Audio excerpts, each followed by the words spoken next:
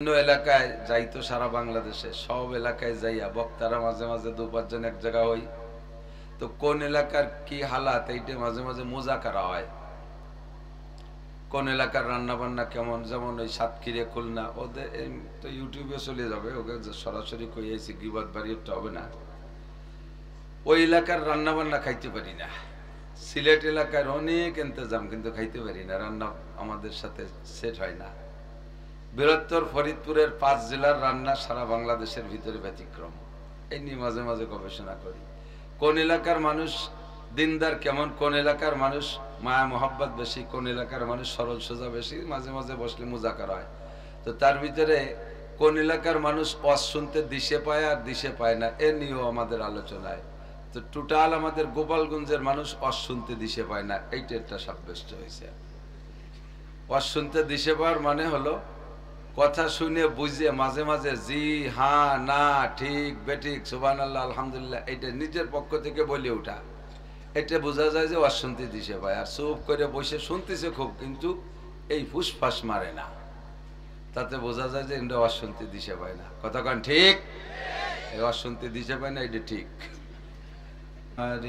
আলা মুহাম্মাদিন ওয়া আলা আলি মুহাম্মাদ كما باركت على إبراهيم وعلى آل إبراهيم إنك حميد مجيد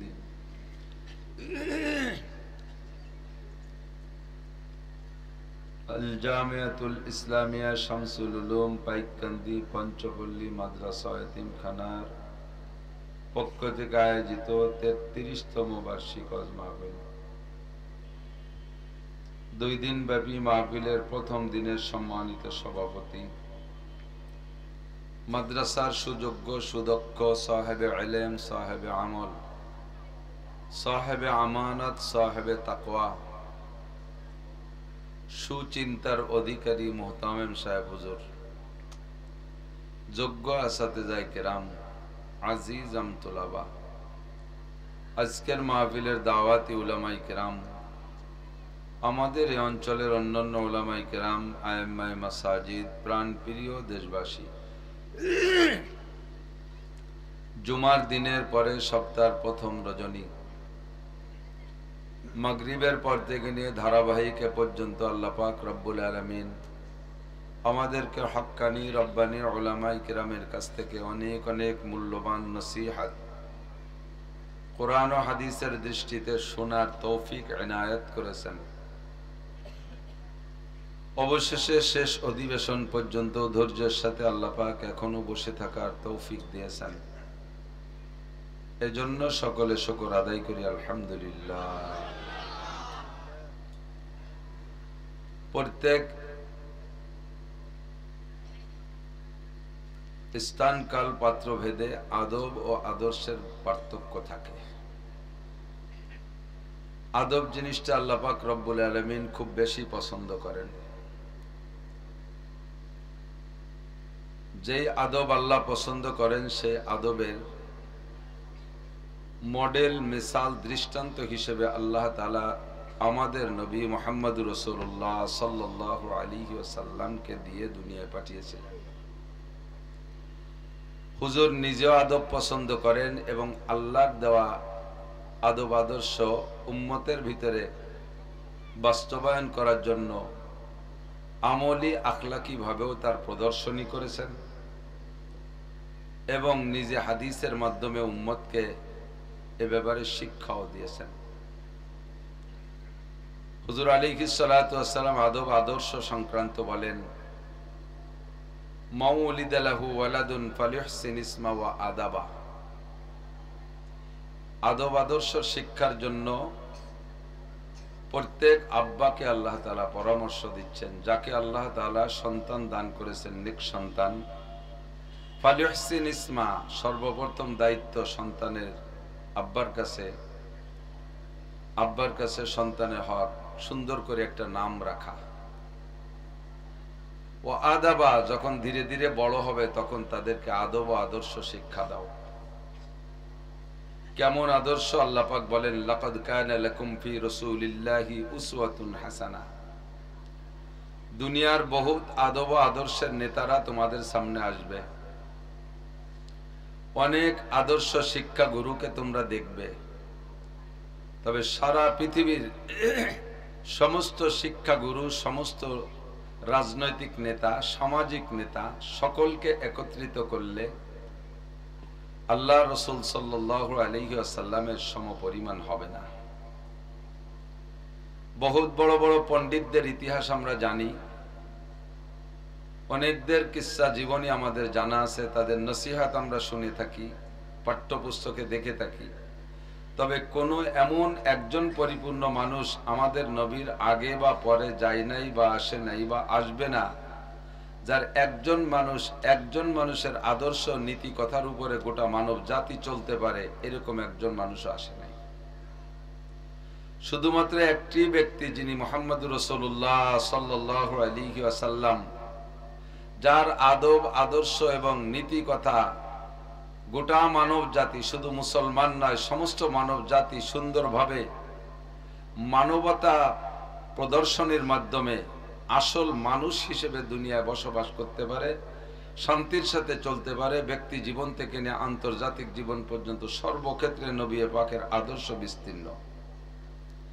এই একটি মানুষই মাত্র আল্লাহ পাক সৃষ্টি করেছেন, যার আদব আদর্শ মেনে চললে সকলেই সুখী হতে পারি। এজন্য হুজুর বলেন, আমাকে এই আদব শিক্ষা দিয়েছেন আদ্দাবানি রব্বি, আমার আল্লাহ আমাকে আদব শিক্ষা দিয়েছেন। ফাহসানা তাদিবি, কাজেই দুনিয়ার সমস্ত আদব আদর্শের উস্তাদদের চাইতে আমার আদব সবচাইতে শ্রেষ্ঠ। একথা কি আমাদের বিশ্বাস হয়? একটু মুখ খুলি, বিশ্বাস হয়? বিভিন্ন এলাকায় যাইতো, সারা বাংলাদেশে সব এলাকায় যাইয়া বক্তারা মাঝে মাঝে 2-5 জন এক জায়গা হই, তো কোন এলাকার কি হালাত এইটা মাঝে মাঝে মুজাকারা হয়। কোন এলাকার রান্না বান্না কেমন, যেমন ওই সাতক্ষীরা, খুলনা, ওদের তো ইউটিউবে চলে যাবে, ওকে সরাসরি কইয়াছি, গিবত বাড়িটা হবে না। ওই এলাকার রান্না বান্না খাইতে পারি না। সিলেট এলাকার অনেক ইন্তজাম, কিন্তু খাইতে পারি না, রান্না আমাদের সাথে সেট হয় না। বৃহত্তর ফরিদপুরের 5 জেলার রান্না সারা বাংলাদেশের ভিতরে ব্যতিক্রম। এই নিয়ে মাঝে মাঝে গবেষণা করি। কোন এলাকার মানুষ দিনদার কেমন, কোন এলাকার মানুষ মায়া মোহাব্বত বেশি, কোন এলাকার মানুষ সরল সোজা বেশি, মাঝে মাঝে বসলে মুজাকার হয়। তো তার ভিতরে কোন এলাকার মানুষ ওয়াজ শুনতে দিশে পায় আর দিশে পায় না, এ নিয়েও আমাদের আলোচনায়। তো টোটাল আমাদের গোপালগঞ্জের মানুষ ওয়াজ শুনতে দিশে পায় না, এইটা একটা সাব্যস্ত হয়েছে। ওয়াজ শুনতে দিশে পাওয়ার মানে হলো কথা শুনে বুঝে মাঝে মাঝে জি, হ্যাঁ, না, ঠিক, বেঠিক, সুবহানাল্লাহ, আলহামদুলিল্লাহ, এটা নিজের পক্ষ থেকে বলে ওঠা, এটা বোঝা যায় যে ওয়াজ শুনতে দিশে পায়। আর চুপ করে বসে শুনতেছে খুব, কিন্তু এই ফুসফাস মারে না, তাতে বোঝা যায় যে এটা ওয়াজ শুনতে দিশে পায় না। কথা কন ঠিক? এই ওয়াজ শুনতে দিশে পায় না, এটা ঠিক। প্রয়োজন সাপেক্ষে একটু ঠিক বেঠিক বলা যাবে তো ইনশাআল্লাহ। সবই তো আমার আপনজন, সবই আমার এলাকার মানুষ। আল্লাহ পাক রব্বুল আলামিন আমাদের এই আদব আদর্শ মেনে চলার তৌফিক দান করুন, সবাই বলি আমিন। বয়ানের মজলিসের আদব বহুবার বলছি। হাদিসে জিবরাইল, হুজুর আলাইহিস সালাতু ওয়াস সালাম সাহাবায়ে কেরামদেরকে নিয়ে বয়ান করতেন। একদিনের বয়ান হযরত ওমর রাদিয়াল্লাহু তাআলা আনহু বিস্তারিত আলোচনা করতেছেন, লম্বা একটা হাদিস। প্রত্যেকটা হাদিসের কিতাবের মধ্যে আছে, হাদিসখানের নাম হাদিসে জিবরাইল, মানে জিবরিল আলাইহিস সালাম আর হুজুর আলাইহিস সালামের মাঝখানে কথোপকথন হয়েছিল কিছু জরুরি বিষয়ের উপরে।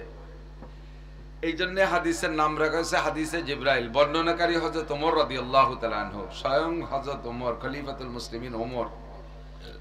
একই কথা বলনেওয়ালার পার্থক্যের কারণে কথার গুরুত্ব বাড়ে আর কমে। কথা বলেন?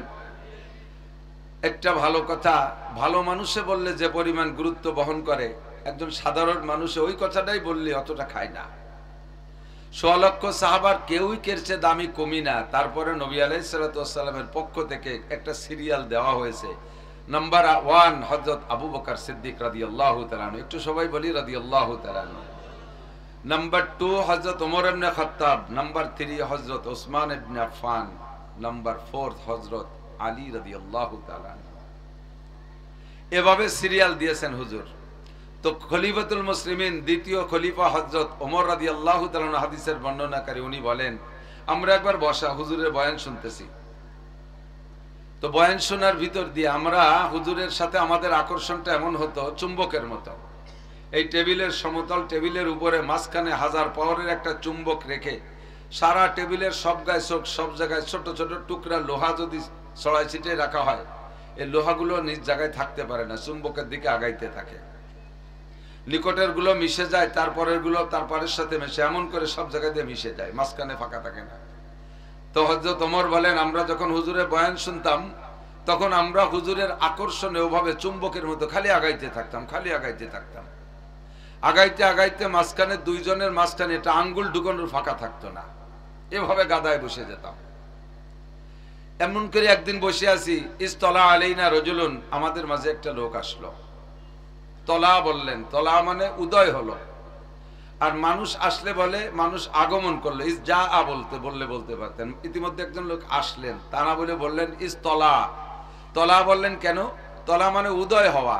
ওই চন্দ্র সূর্য উদয় হলে যেমন দুনিয়ার অন্ধকার কেটে আলোকিত হয়ে যায়, এমনিতে হুজুর আলাইহিস সালাতু ওয়াস সালামের নূরানি চেহারার বদৌলতে মজলিসটা আলোক উজ্জ্বল ছিল।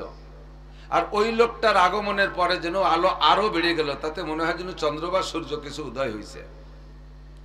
লোকটা পিছে এসে দাঁড়িয়ে আছেন, বসতেছেন না, উকি মারতেছেন, দেখতেছেন কোথায় বসবো। মাঝখানে বসার কোনো ইচ্ছা করলেন, কিন্তু মাঝে ফাঁকা নেই।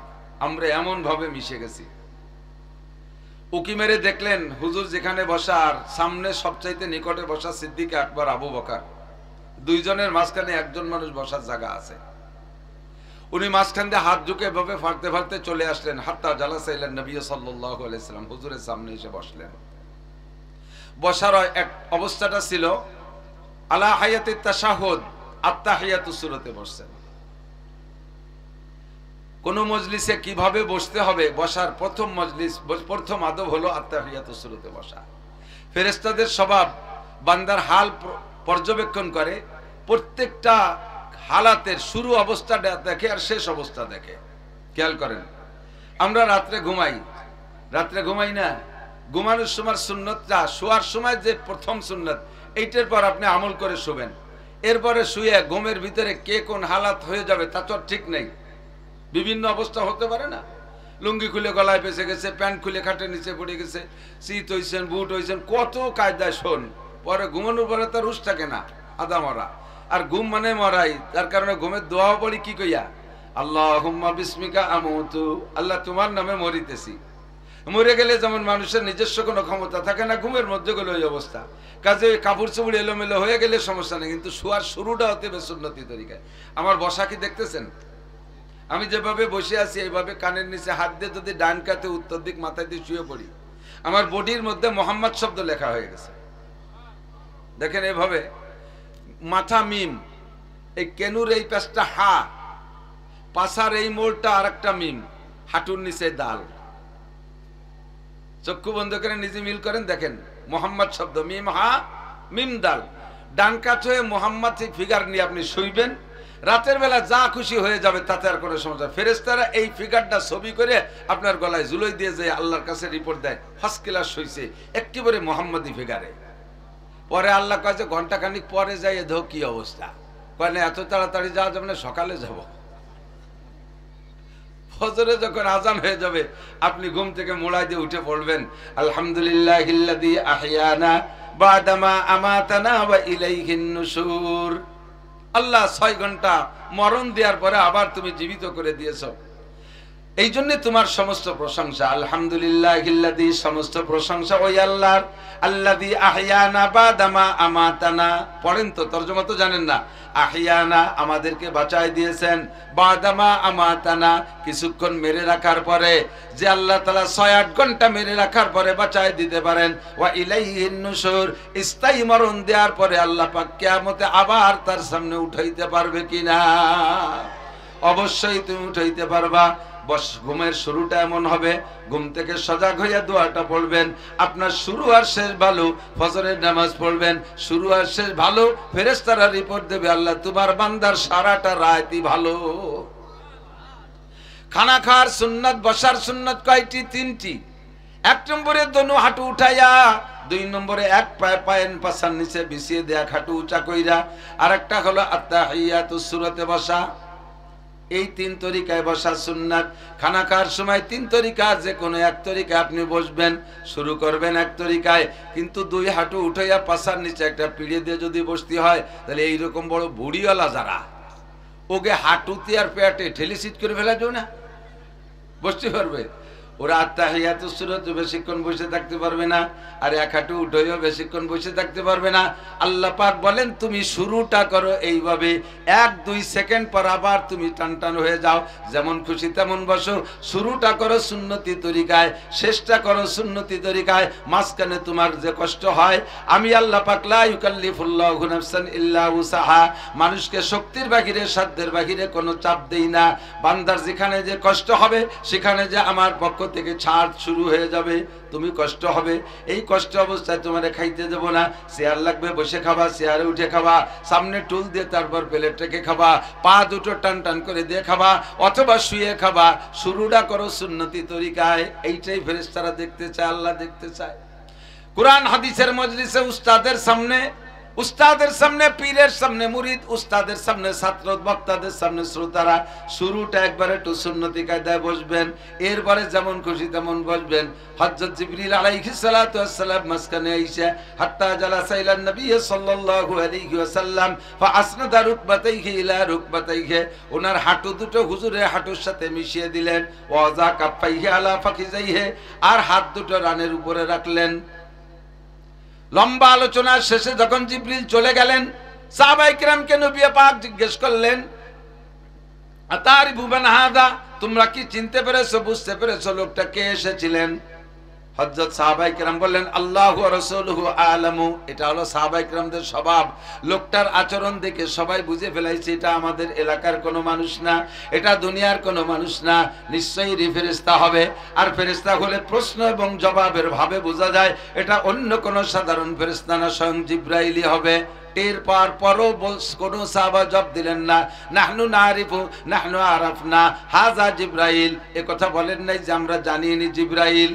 সাহাবায়ে কিরামদের দৈনন্দিন স্বভাব হলো, হুজুর যদি এমন জিজ্ঞাসা করতেন যে বিষয়টা সাহাবায়ে কিরামদের আগের থেকেও জানা আছে, জানা থাকা সত্ত্বেও তারা জানা জবাব দিতেন না, সঙ্গে সঙ্গে বলতেন আল্লাহু ওয়া রাসূলুহু আ'লামু, আল্লাহ আল্লাহর রাসূলই ভালো জানে।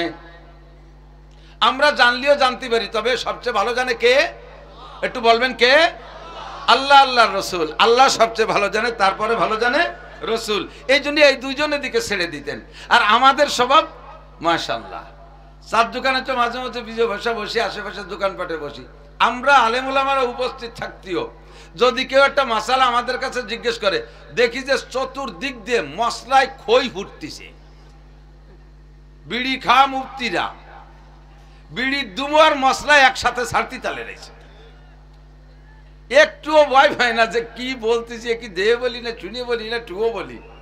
পাশে একজন বড় আলেম রয়েছে, পাইকেন্দি মাদ্রাসার মোহতামিম সাহেব, মুহাদ্দিস সাহেব, তাদের দিকে ঠেলে দিলে পারে, হুজুর আপনি কন, তার হুজুর আপনি থামেন, আমরা কই।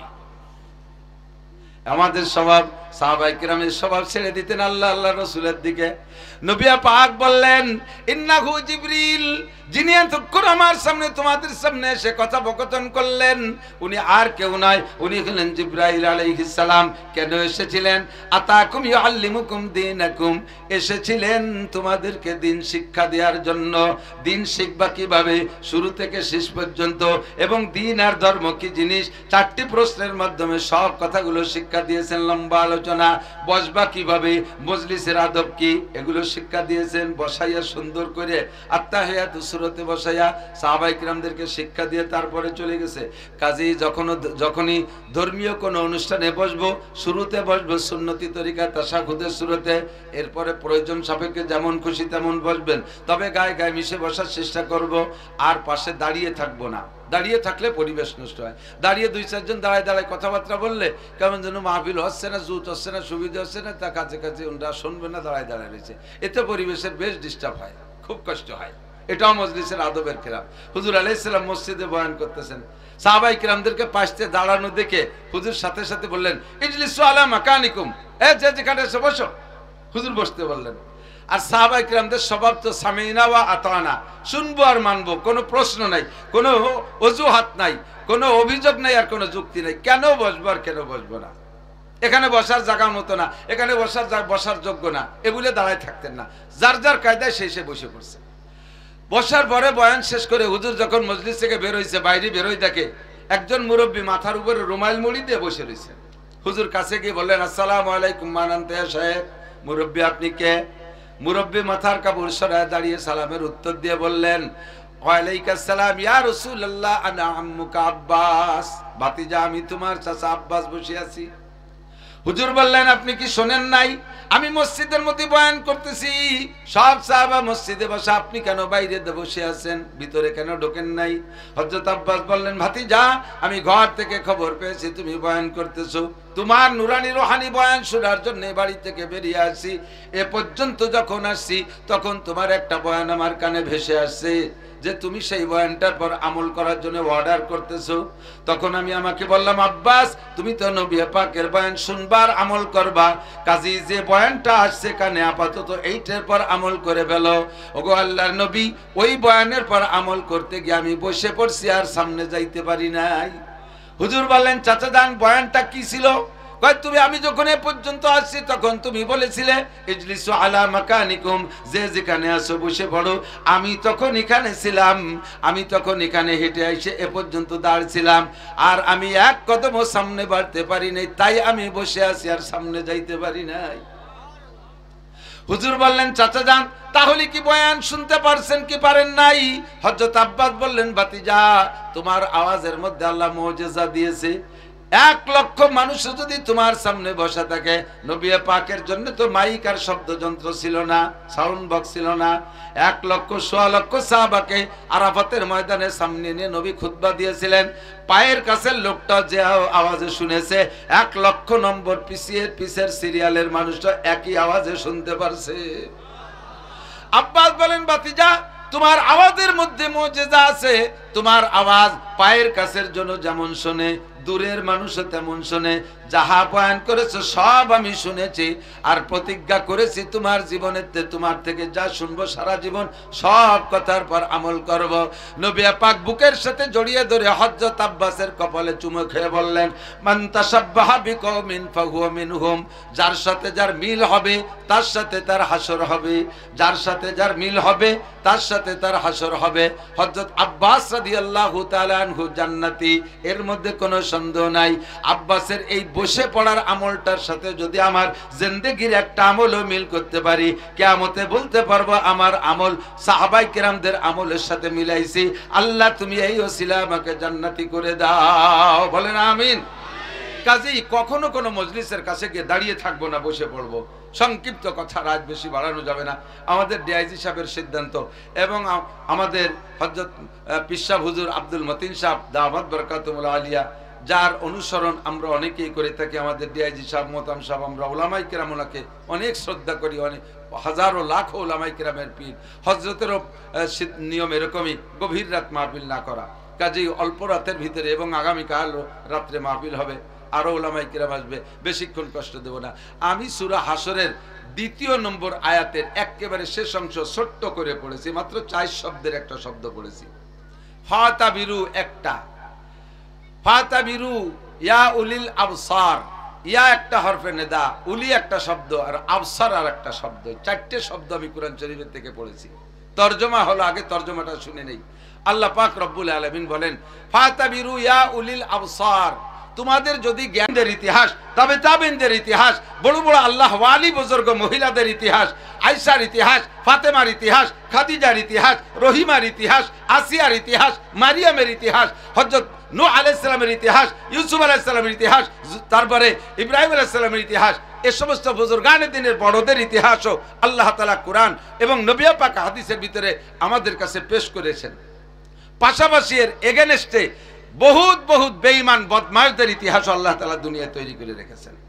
নমরুদের ইতিহাস, কারুনের ইতিহাস, ফিরাউনের ইতিহাস, সাদ্দাদের ইতিহাস, আবু জাহেলের ইতিহাস, আবু লাহেব, আবু লাহাব, উতবা, সাইবা, ওলীদ ইবনে মুগিরা, হাজারো কাফেরদের হাজারো ইতিহাস আমাদের পিছনে চলে গেছে। অনেকটাই আমরা জানি, কথা বলেন, অনেকটাই আমরা জানি। বলতে গেলে বক্তার বাচন ভঙ্গির পর নির্ভর করে যদি বক্তা একটু মায়াবী কণ্ঠে কেঁদে কেঁদে বলে তাহলে শুনলে একটু চোখের পানি আসে, একটু কান্না আসে, এ পর্যন্তই শেষ। আবার যদি বাচন ভঙ্গির ভিতরে একটু রস থাকে তাহলে একটু হাসি আনন্দের ভিতরে শুনি, ও পর্যন্তই শেষ। আল্লাহ পাক বলেন না, ফাতাবিরু ইয়া উলিল আবসার, পিছনের ইতিহাস থেকে তোমরা ইবরত গ্রহণ করো, শিক্ষা গ্রহণ করো। মুহাজ্জত ইব্রাহিম খলিলুল্লাহ আলাইহিস সালাতু ওয়াস সালামের সময় ছিলেন তৎকালীন সারা পৃথিবীর রাজা, সারা পৃথিবীর রাজত্ব চালাইছে, গোটা পৃথিবীর রাজত্ব চালাইছে 4 জন, মুসলমানদের মধ্যে 2 জন আর কাফেরদের মধ্যে 2 জন। মুসলমানদের মধ্যে একজন হযরত সুলাইমান আলাইহিস সালাতু ওয়াস সালাম, আর একজন ছিলেন ইস্কান্দার যুলকারনাইন আলাইহিস সালাম। কাফেরদের মধ্যে 2 জন, একজনের নাম মিস্টার নমরুদ আর একজনের নাম ছিল বুকতে নসর। নমরুদ এত বড় গুস্তাখ, এত বড় বেয়াদব, লম্বা হায়াত পাওয়ার ভিতর দিয়ে, সারা পৃথিবীর রাজত্ব হাতে পাওয়ার ভিতর দিয়া সে নিজেকে নিজে খোদাই দাবি করেছে। কিসসা জানেন? ও বলে আনা রব্বুকুমুল আলা, হে দুনিয়ার মানুষ, তোমাদের আরো রব থাকতে পারে, তবে সব চাইতে বড় রব আমি। একটু জোরে বলেন। নমরুদ কি বড় রব? ও কি ছোট রব? ও কি রবের কেউ? রব কে? আলহামদুলিল্লাহি রাব্বিল আলামিন। আমার রব আমার আল্লাহ, আল্লাহ আমার রব, ওই রবই আমার সব। খাওয়ায় আমাকে আল্লাহ, পড়ায় আমাকে আল্লাহ, বাঁচায় আমাকে আল্লাহ, মারে আমাকে আল্লাহ, ক্ষমতা দেয় আমাকে আল্লাহ, আবার ক্ষমতা ছিনিয়ে নেয় আল্লাহ, ইজ্জত দেয় আল্লাহ, অপমান করে আল্লাহ। কথা বলেন কে? নমরুদকে আনা রব্বুকুমুল আলা, আমি তোমাদের প্রধান রব। ইব্রাহিম আলাইহিস সালামের কাছে সেই দাওয়াত দেয়, ইব্রাহিম সবাই আমারে রব বলে মানে, তুমি খালি মানো না। ইব্রাহিম আলাইহিস সালাম বলে, রবের কি গুণ আছে তোমার মধ্যে? কয়, তুমি যারে রব বলো তার কি গুণ আছে বলো। ইব্রাহিম আলাইহিস সালাম বললেন, রব্বি ইউহয়ি ওয়া ইউমিত, আমার রব, আমার আল্লাহ বাঁচাইতেও পারে, মারতেও পারে। কথা বলেন। আল্লাহ কি করতে পারে? বাঁচাইতে পারে, পারে পারে পারে, আবার মারতেও। বাঁচাইতে পারে কি মানে? মরাডারে বাঁচাইতে পারে, তাই তো নাকি বলেন? আর মারতে পারে কি মানে? তাজাডারে তো মেরেই দিচ্ছে, এটা তো মারতে পারা, এটা তো বোঝা যায়। নমরুদকে যখন ইব্রাহিম আলাইহিস সালাম বললেন, ইন্না রাব্বি ইউহয়ি ওয়া ইউমিত, আমার রব মারেও বাঁচায়, নমরুদ কয়, ওয়া আনা উহয়ি ওয়া উমিত, আমিও মারতে বাঁচাতে পারি। ইব্রাহিম আলাইহিস সালাম আশ্চর্য হয়ে গেলেন, আল্লাহ এ কি কয়? তো ইব্রাহিম আলাইহিস সালাম বললেন, ঠিক আছে, তো তুমি একটু মারিয়ে বাঁচায় দেখাও। নমরুদ জেল দারোগারে অর্ডার দিয়েছে, 2টা আসামি নিয়ে আসবা, যেই 2টা আসামির সম্পর্কে রায় হয়ে গেছে, একটার ফাঁসির রায় আর একটার বেকসুর খালাস, এরকম 2টা আসামি নিয়ে আসো। 2টা আসামিরে আইনা নমরুদের সামনে দিয়েছে, বলছে যে স্যার এইটার ফাঁসির অর্ডার, এর একটু বাদে ফাঁসি দেওয়ার কথা, আর এইটাকে বেকসুর খালাস করে দেওয়ার অর্ডার। তো নমরুদ এবার ইব্রাহিম আলাইহিস সালাম বলতেছে, বুঝছো বাবা, এইটারে হলো ফাঁসি দিতে হবে, মরবে, আর এইটারে বেকসুর ছেড়ে দিতে হবে, বেকসুর খালাস, এ বাঁচবে। এটাই তো বলে, জি। তাহলে এই যেটা মরবে ফাঁসি দেওয়া হবে, এর বেকসুর খালাস করে দিলাম, আর যে বেঁচে যাবে বেকসুর খালাস, ওরে ধরে জবই দিয়ে দাও, ওরে মারি দে। দেখছো, মরাডারে বাঁচাইছি আর বাঁচাডারে মারছি। ইব্রাহিম আলাইহিস সালাম কয়, আল্লাহ তুমি এত বড় ধামড়ারে এত বড় দেশের রাজা বানাইছো যে মরা বাঁচা বোঝে না। মরা কারে কয়, বাঁচা কারে কয়, মরাডারে বাঁচানো এইটা বোঝে না। তাহলে এরে যেমন মুগুর, যেমন কুকুর, সেরকম মুগুর দিতে হবে। ইব্রাহিম আলাইহিস সালাম মুগুর সেট করছেন। এবার জব দিলেন, নমরুদ, ইন্নাল্লাহা ইয়াতি বিশ-শামসি মিনাল মাশরিক ফাতি বিহা মিনাল মাগরিব। তুমি তো মরাডা মাইরি বাসায় দেখাইলে, ঠিক আছে, তোমার ও জায়গার আমি বেশি বুঝতে যাব না। আমার 2 নম্বর, আমার আল্লাহ যে কাম করে, পূর্বাকাশ থেকে সূর্য উদয় করে, পশ্চিম আকাশে ডুবায়, এইটা আল্লাহ পাক চিরকাল করে যাচ্ছে। ফাতি বিহা মিনাল মাগরিব। এবার তুমিও যদি রব হও, তাহলে সূর্যটাকে পূর্ব আকাশ থেকে পশ্চিম দিকে উঠায় আনো। করো, এইটা করো। আমার আল্লাহ এই দিক দিয়ে ওই দিক না, তুমি ওই দিক দিয়ে এদিক আনো, একটু উল্টো করো। ও যদি বুদ্ধিমান হতো, ও যদি জ্ঞানী হতো, তাহলে ও কি বলতো কন্ত, আমি একদিন পূব দিকে উঠেছি, তোর আল্লাহ পারলি ওই দিক দিয়ে আনিস, আনো, এই কবে না। ফাবুহিত আল্লাহ দিয়ে আবার কাভার, এ আওয়াল আউরি পড়ছে, কয় না তাই কি হয় নাকি, বললি তো বলতে। আর ও যদি বলতো যে আমি এতদিন এই দিক দিয়ে উঠাই ওই দিক ডুবাইছি, তোমার আল্লাহ পারলি ফেরত আনুক, তাহলে ইব্রাহিম আলাইহিস সালাম আল্লাহ পাককে বললে আল্লাহ কি উল্টো দিক দিয়ে উঠাইতে পারতেন কি পারতেন না? কথা বলেন পারতেন? ফাবহিতাল্লাযী কাফার। বিভিন্ন প্রশ্নে আটকে গেছে। লাস্ট ফিনিশিং যাইয়া যখন ইব্রাহিম আলাইহিস সালামকে বায়াস করতে পারেই নাই, ইব্রাহিম আলাইহিস সালামকে হেরে যাচ্ছে, এবার সিদ্ধান্ত নিয়েছে আল্লাহকে মারতে যাবে। কিচ্ছা জানেন, সেখান থেকে ব্যাক করে আইসা আল্লাহরে মারতে পারে নাই। এরপরে ইব্রাহিম আলাইহিস সালাম যে দাওয়াত দিয়েছে, ওনার আব্বাজিত আজর সব সহ দাওয়াত দিয়েছে, আমাদের একটা মেলা আছে, ওদের একটা মেলা হয় বাৎসরিক মেলা, ওই মেলায় যাইতে হবে। তো সবাই চলে গেছে, ইব্রাহিম আলাইহিস সালামের দাওয়াত দিয়েছে। উনি কয় যে ইন্নী সাকিম, আমি অসুস্থ। আসলে শারীরিকভাবে সুস্থ, কিন্তু মনের দিক দিয়ে মূর্তি পূজায় যাব আর এই কাফেরদের সাথে মেলায় যাব, এটা হতে পারে না। এজন্য মনের দিক দিয়ে দুর্বল, মনের দিক দিয়ে অশান্তি, উনি যাই নাই। সব চলে গেছে, উনি একা রয়ে গেছে। সুযোগ পাইছে, মন্দিরে যাইয়া ঢুকে দেখে সব মূর্তি দাঁড়ানো। বড় মূর্তির কাঁধে, ওকে যে মূর্তির ভিতরে দেয় না কুরোল একখান এরম রয়েছে কাইতইয়া, এই কুরোল একখান নিয়ে যাইয়া উনি একের পর এক ছোট মূর্তি সবগুলোকে কুপায় কুপায় ভাঙছে। ভাঙ্গিয়ে বড়টার কাঁধে কুরোল বাঁধায় ছুঁয়ে উনি চলে আইছে। ওরা মেলা শেষ করে আইসা এবার মন্দিরের থেকে খবর আসছে আমাদের ভগবান দেবদেবীকে শেষ করে দিছে। কে করছে? খবর নিতে নিতে এবার সন্দেহ করে ইব্রাহিম আলাইহিস সালামকে দোষারোপ করছে। ওই একটা ছেলে আমাদের জানা ছিল, ওই ছেলেটা আমাদের দেবদেবীকে মানে না, ও মেলায় যায় না, সম্ভবত ওরই কাম। ইব্রাহিম আলাইহিস সালামকে ডেকে বলে, হে ইব্রাহিম, মান ফাআলা বিআলিহাতিনা হাদা, আমাদের এই রবের সাথে, আমাদের এই দেবদেবীর সাথে এই আচরণ কে করেছে? ইব্রাহিম আলাইহিস সালাম বললেন, বাল ফাআলাহুম কাবীরুহুম, বাল ফাআলাহুম কাবীরুহুম, এই কাম তোমরা অন্য কেউ দোষারোপ করো না, তোমাদের ওই দেবদেবীর ভিতরে বড় যেটা আছে সেই এই কাম করছে। দেখো ছোটগুলোরে মারিয়ে টেরে কুরল গাড়ে করে দাঁড়ায় রইছে।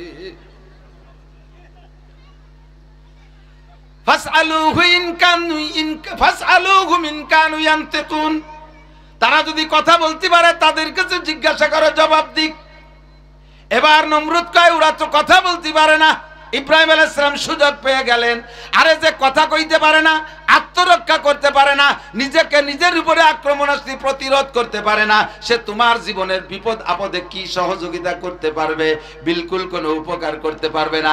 ইন্নাল্লাযীনা তাদউনা মিন দুনিল্লাহ, আল্লাহ ছাড়া যার কাছে তোমরা প্রার্থনা করো, লা ইয়াখলুকু যুবাবান, ওরা একটা মাছিও বানাইতে পারে না।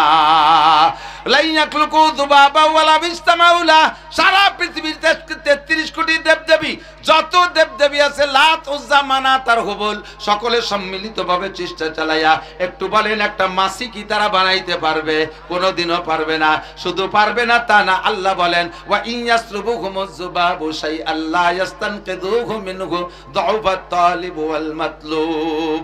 ওরে সবাই সম্মিলিতভাবে মাছি তো বানাইতে পারবেই না, বরঞ্চ তাদের সামনে যদি খাবার দেওয়া হয়, আরে খাবারগুলো মাছিতে খেয়ে ফেলে, আর তাদের চোখ কান নাক যদি মাছিতে খুলেও নিয়ে যায়, কোনো মাছির কাছ থেকে একটা অঙ্গ কেড়ে রাখতে পারবে না, কোনো মাছির কাছ থেকে খাবার কেড়ে রাখতে পারবে না। যৌফাত তালিব ওয়াল মাতলুব, যারা তার কাছে চাও প্রার্থনা করো তারাও কমজোর দুর্বল, আর যার কাছে চাও তারাও দুর্বল। আল্লাহু আকবার। কাজেই চাইতে হলে একমাত্র কার কাছে? চাইতে হলে আল্লাহর কাছে চাও। ওয়াইজা সাআলতুম ফাসআলুল্লাহ, ইব্রাহিম আলাইহিস সালাম বললেন কিছু চাইতে হলে আল্লাহর কাছে চাও, প্রতিরক্ষা চাইতে হলে আল্লাহর কাছে চাও, দুনিয়ার শান্তি চাইতে হলে আল্লাহর কাছে চাও। দুনিয়ার কোনো মানুষের শান্তি দিতে পারবে না। সব দেখতে দেখতে আমরা বুড়ো হয়ে গেছি, হাজারো মানুষের পিছনে ঘুরছি শান্তির লোভে। কথা বলেন, কতজনের পিছনে শান্তির স্লোগান দিয়েছে দেশে? হার দলের, প্রত্যেক দলের নেতাদের পিছনে শান্তির স্লোগান দিয়েছি, কোন নেতা আমাদেরকে শান্তি দিতে পারে নাই। দুনিয়ার কোন মানুষের হাতে শান্তি নয়, শান্তি একমাত্র কার হাতে? একটু জোরে বলবেন, কার হাতে? দুনিয়ার মানুষ যদি শান্তি দিতে পারতো, তাহলে বর্তমান আমাদের এত অশান্তি উপভোগ করা লাগতো না, এত অশান্তিতে থাকা লাগতো না। বরঞ্চ যাদের পিছনে স্লোগান দিছি শান্তির জন্য, তারাই বেশি অশান্তিতে, তারাই বেশি অশান্তিতে। কতক্ষণ ঠিক কি ঠিক না? এ দল ও দল সে দল, সর্বকালে নেতারাই বিপদগ্রস্ত হইয়া থাকে। আল্লাহ কায় শান্তি পাইতে চাইলে ফালিয়াবুদু রাব্বা হাযাল বাইত আল্লাযী আতামাহুম মিন জু, দুনিয়ার শান্তি আখিরাতের শান্তি মাত্র দুইটা জিনিসের মধ্যে দুনিয়ার শান্তি। এদিক খেয়াল করেন, দুনিয়ার সব শান্তি মাত্র দুইটা জিনিসের মধ্যে। একটা হলো পর্যাপ্ত রিজিকের ব্যবস্থা। আমার আপনার দৈনন্দিন জীবনে যাহা কিছু লাগবে এর নাম হলো রিজিক। রিজিক শুধু ভাতের নাম না, রিজিক শুধু টাকার নাম না। অল এভরিথিং, জীবনে যা কিছু প্রয়োজন সব কিছুর নাম রিজিক। গাড়ির নাম রিজিক, বাড়ির নাম রিজিক, টাকা পয়সা রিজিক, জায়গা জমি রিজিক, ধন দৌলত রিজিক, আমার পোশাক আশাক রিজিক, যত রিজিকের দরকার। এই রিজিক হলো 1 নম্বর শান্তির উপকরণ। 2 নম্বর রিজিক আছে কিন্তু আমাদের নিরাপত্তা নাই, নিরাপত্তার অভাব। এটা আমার শান্তির জন্য জরুরি। শান্তির 2টা জিনিস, 1 নম্বরে রিজিক আর 2 নম্বরে নিরাপত্তা। আল্লাহ পাক বলেন এই 2টা জিনিসের মাধ্যমে জাগতিক শান্তি যদি পাইতে চাও তাহলে দেবদেবীকে ছাড়ো।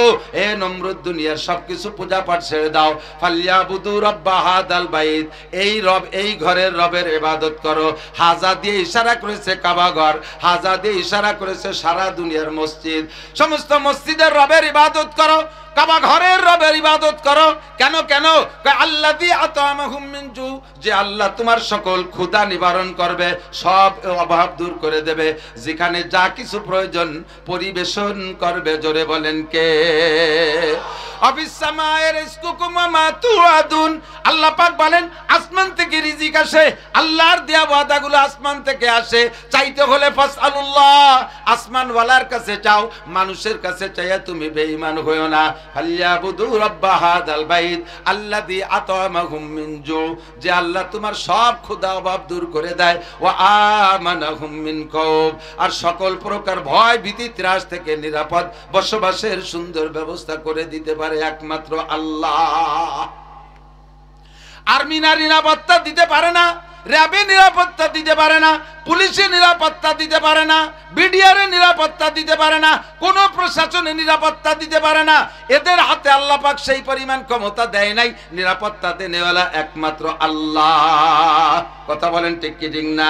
এই শান্তি, নিরাপত্তা আর রিজিক যদি পাইতে হয়, ফালিয়াবুদু রাব্বা হাযাল বাইত, এই ঘরের রবের ইবাদত করো।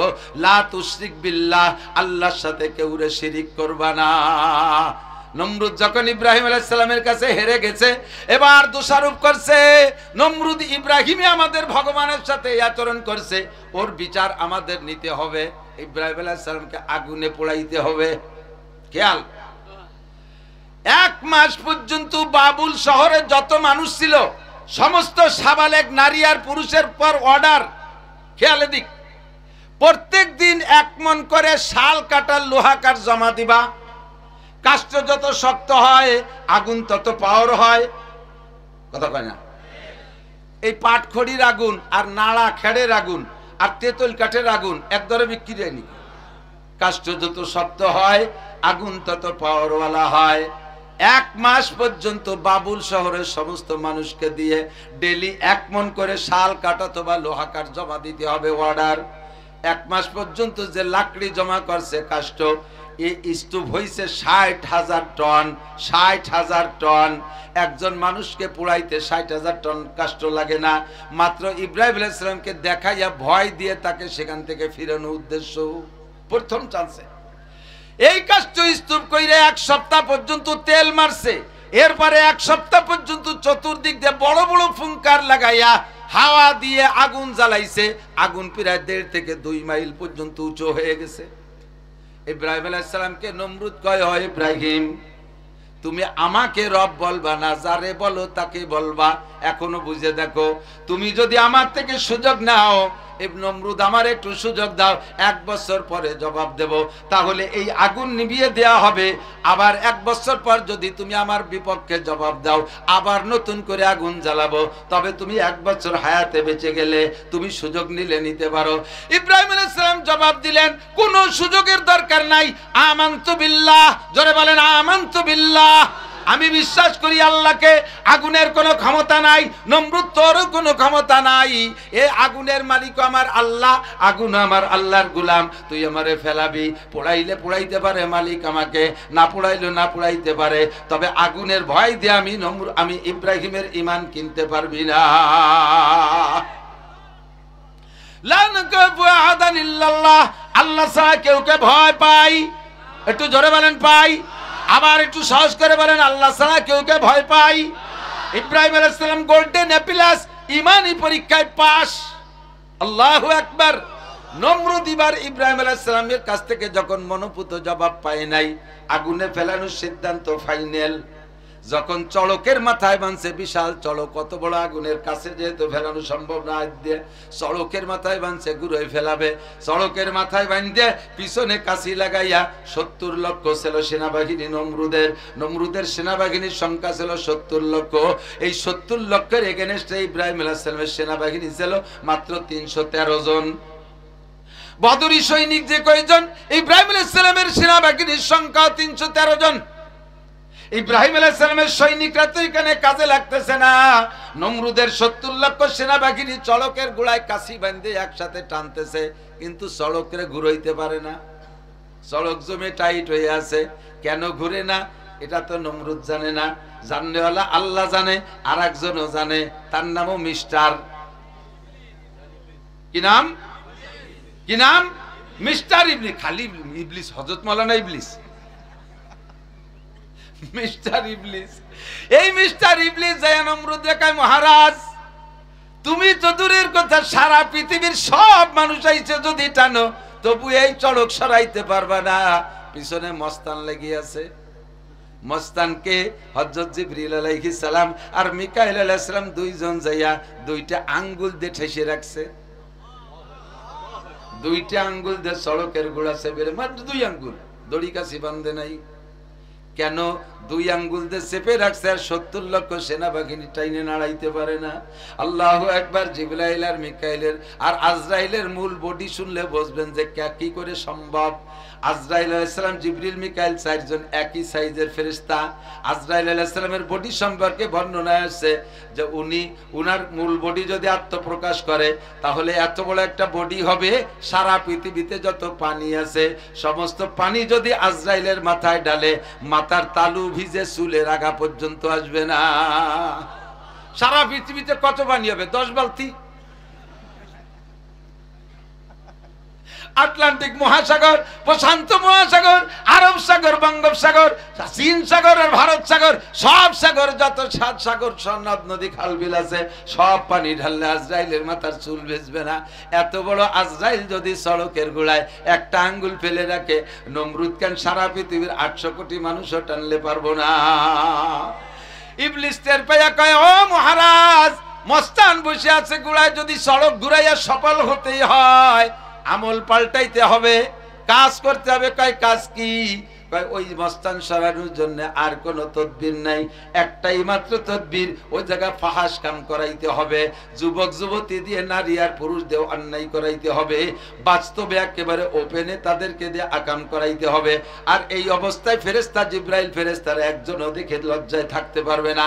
তখন ওই জায়গা থেকে জিবরাইল সরে যাবে, তারপরেই তুমি সফল হইতে পারবা। নমরুদ কয়, নো প্রবলেম, এটা কোনো ঘটনাই না। 40 জন যুবতী আর 40 জন যুবক, এদেরকে নিয়া এই ফাহাস কামে সে জায়গা রত করাই দিছে, লিপ্ত করাইছে। জিবরাইল কয়, আল্লাহ আর তো থাকতে পারলাম না, এই অপকর্মের ভিতরে কিভাবে থাকবো? তোমার ইব্রাহিমরে আর কিভাবে বাঁচাবো? আল্লাহ কয়, বাঁচানোর মালিক তুমি না, বাঁচানোর মালিক আমি আল্লাহ। ওহী ওয়া উমিত, বাঁচাইও আমি, মারিও আমি। নমরুদের কোনো ক্ষমতা নাই, তোমাদের দায়িত্ব এটা আমি দেই নাই। আসো, চলে আসো, ওই লজ্জাজনক জায়গায় থাইকো না। এরা চলে আসছে, আর চড়ক লুজ হয়ে গেছে, এখন টান দিলেই ঘুরবে। শয়তান তো সর্বকালে শয়তানি করতে লেগে আছে। নমরুদরে যে আর একটা কুপরামর্শ দিল, হ্যাঁ মহারাজ, আমি তোমাকে অনেক আগেই আইছি দুনিয়ায়, অনেক অভিজ্ঞতা, আমার অভিজ্ঞতার আলোকে একটা কথা বলবো। বলেন। এই ইব্রাহিমের সারা গায়ে যে জামা কাপড় আছে ওর ভিতরে জাদুতে ভরা। তুমি যত আগুন বানাও না কেন, ওর ওই পোশাক পরবেই না, ও কোনো স্পর্শ করবে না। কাজেই যদি ইব্রাহিমকে পোলায় মারতে হয়, জামা কাপড় খুলে ফেলতে হবে। উদ্দেশ্য হলো একজন নবীকে অপমান করা, গায়ের কাপড় খুলে উলাঙ্গা করে তাকে অপমান করবে। নমরুদ বলেন, হ্যাঁ তাহলে তার গায়ের জামা কাপড় খুলে ফেলো। যখন চড়ক ঘুরানোর আগে গায়ের জামা কাপড় খোলার সিদ্ধান্ত একমত হইল, তারপরে আল্লাহ পাক রব্বুল আলামিন জিবরিল আলাইহিস সালামকে ডাইকে বলে, জিবরাইল, গায়ের জামা খুলবে, তাতে পুরুষের সতর খোলে না।